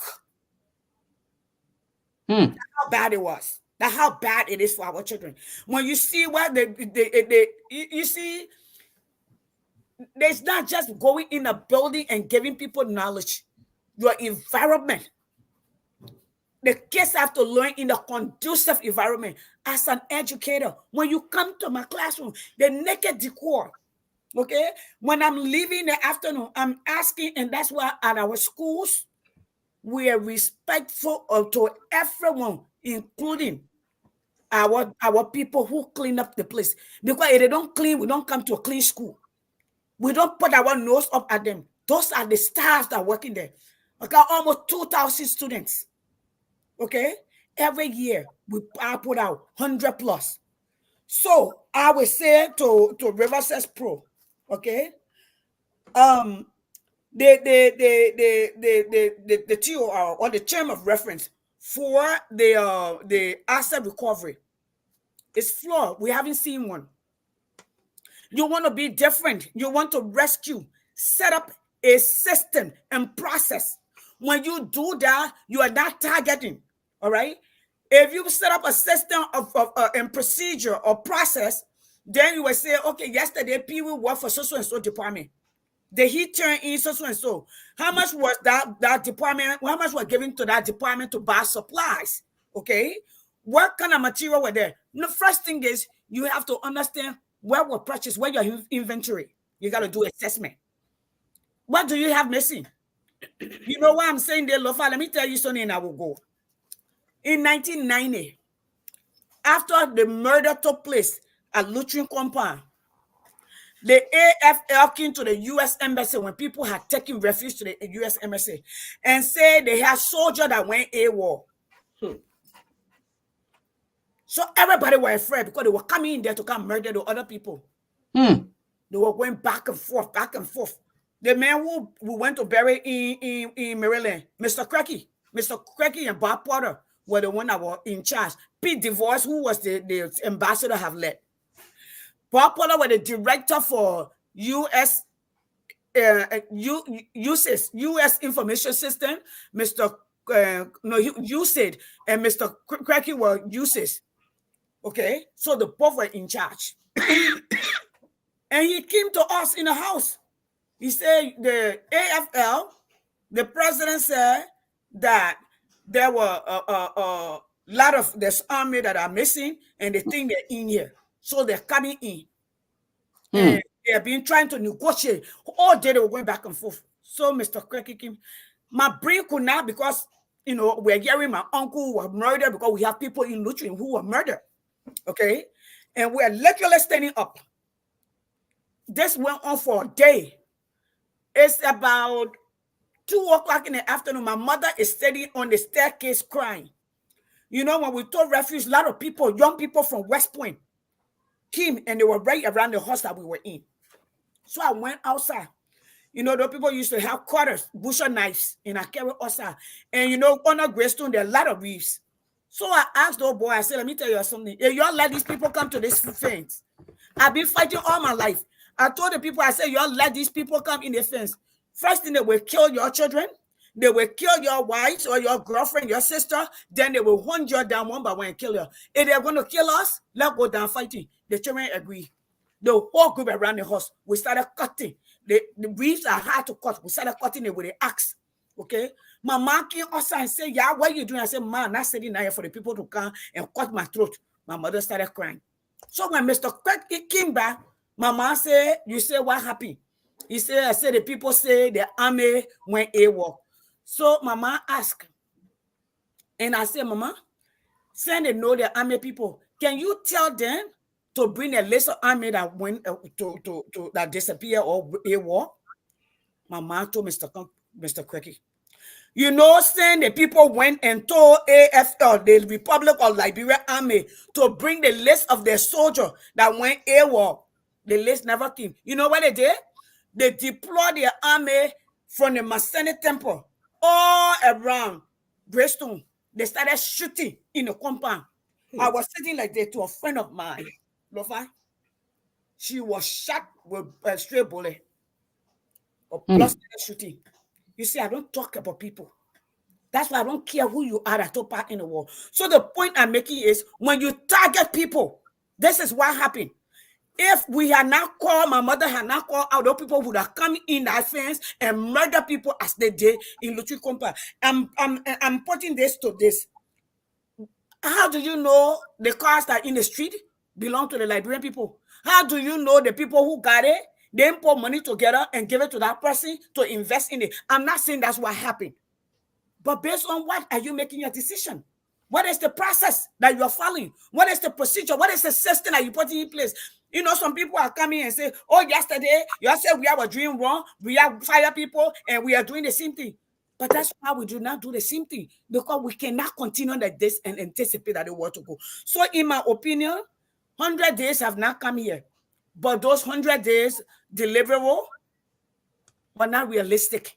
Anybody who believes that you something is wrong with you, or you were in la la land. And it's good to take people word for it. Maybe you are going to perform a miracle. But looking at Liberian budget and how Liberian budget is allocated from time to time, even the last government that just left, they recast the budget, I think, twice last year in one term. All right. And it's 20, they will tell you they got budget surplus. Then 2 months later, they tell you they got budget shortfall, and they're begging for to take loan to pay people salary. Liberians are always protesting. So it was not realistic. Has Bwaka failed? We're waiting for 100 days. Maybe he has a magic one. All right. Maybe he does. But Lofa, we need a better and more robust, what do you call it, realistic approach to Liberian problem. We got resources. Listen, let me tell you something. We got Pee Wee. We got Pee Wee now. Not only because we have Pee Wee. Let me tell you something. Liberians in the diaspora are the middle class that Liberia never created. Yes. Any smart president will tap into that and say, listen, we're cutting down this number. Listen, if you're coming, if you get a group of people, form yourself your team. All right? We are not going to give people cash. These are the areas we want people to go in. We need electrical engineers. Okay? We need people who can build infrastructure. Okay? Like network infrastructure. Okay? Security system. We need food in Liberia. We need people who are going to mechanized farming. All right? We will create fundings. Maybe we'll pull $100 million aside. All right? We will give you equipment. We'll give you timeline. Show us what you got, how you will produce. Bring us your what do you call it, the proposal, and let's look through it and see how realistic it is. And get experts to do that. You will change Liberia in no time. But you come, you sit down and blame everybody else. That spoil me. Braka go sit down somewhere. Sorry. Thank you, says yes, Cindy. Thanks to my brother Pee Wee, and of course Riverside Pro for the impromptu invitation. And yet and still you all accepted and you appear on here tonight. So we want to thank you all for being a part of Talk Liberia on the Cross Africa Network. We hope to do this again, but I want to just say to all of you guys who have been regular follower of this platform on the Cross Africa, being just accustomed to being a part of Talk Liberia on Saturday night. I want to say you probably would not see my face on here again as a moderator going forward. We are grateful that we now have another program coming up, the Roundtable. The Roundtable will resurface, and I will definitely not be your host. But if I am provided the opportunity, I will serve as a guest panelist, and so that we all can discuss issues regarding Liberia. But I want to say bye-bye to you guys, but not bye-bye for... But look, why you would not be your host anymore? Because again, we're trying to change Liberia. We're trying to distribute responsibility, let people do their part. So I will not be a host of the Roundtable, but I'll be here though. I can tell you that for a fact. I will be here. I will contribute. So who will be the host? Me before you go, I want to know my business. The host will introduce himself when he's ready because he's preparing himself. But the Roundtable will definitely have himself a new host. We will only be contributor to the entire Roundtable process. But I want to say, guys, please feel free when you're when you're asked to be a part of the conversation, please don't hold back.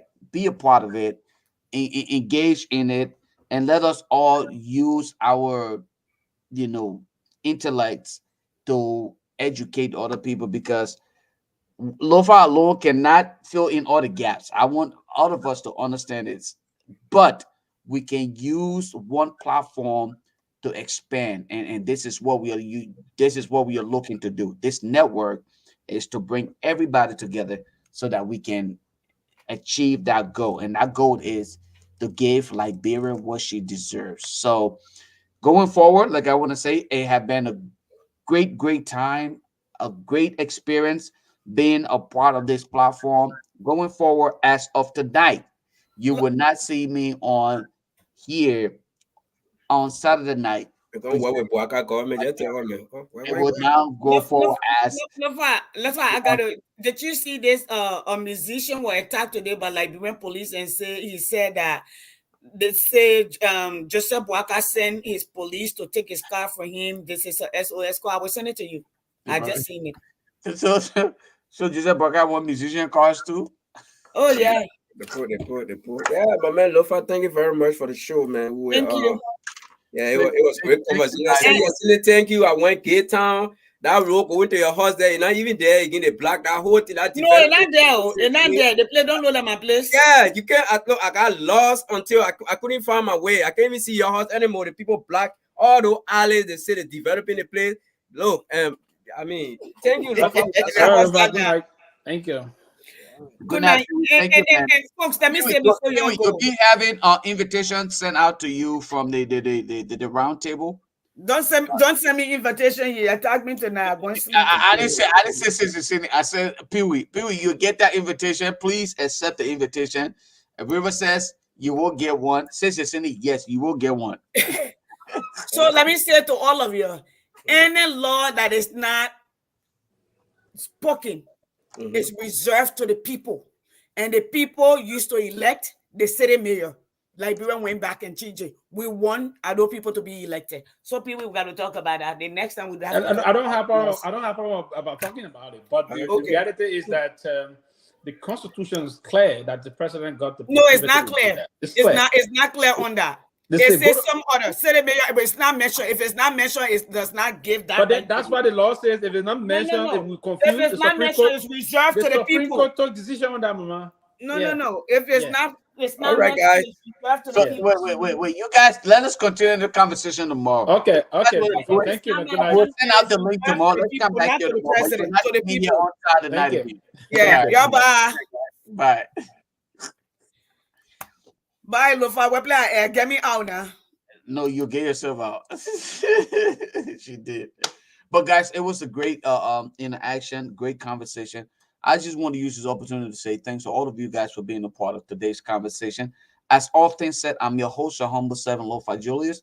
I come to you live from the People's City of Raleigh, the state of North Carolina. Please have yourselves a wonderful, wonderful night. Do not forget that it is upon all of you to be a part of the rebuilding process of Mama Liberia. Don't sit back. Don't act like you cannot and will not be a part of the process. We need you all.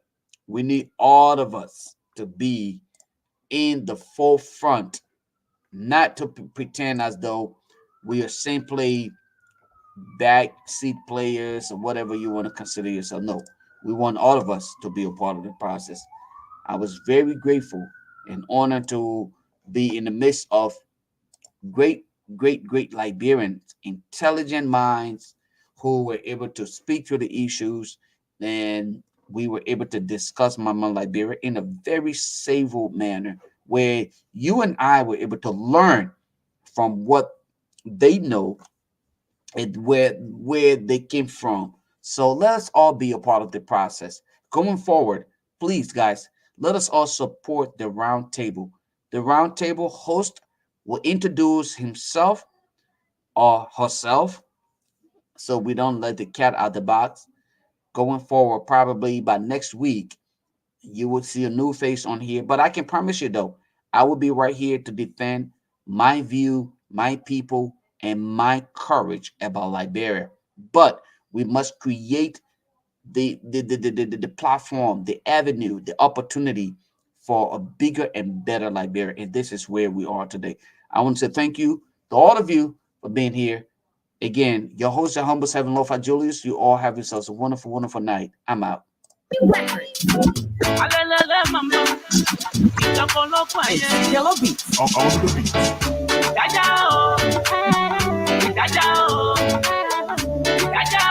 My people we crying.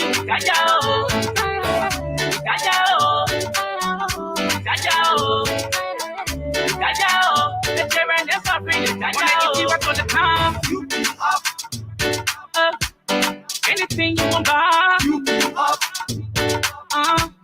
even the food you want eat, You be up.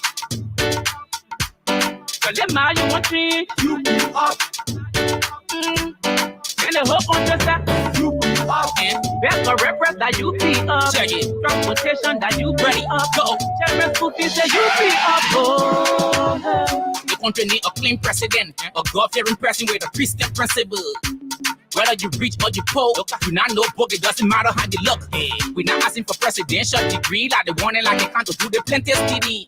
We want anyone with bad connections, support their war or even broad ammunition. We need a typical Liberian with a clean hand who get love for his motherland.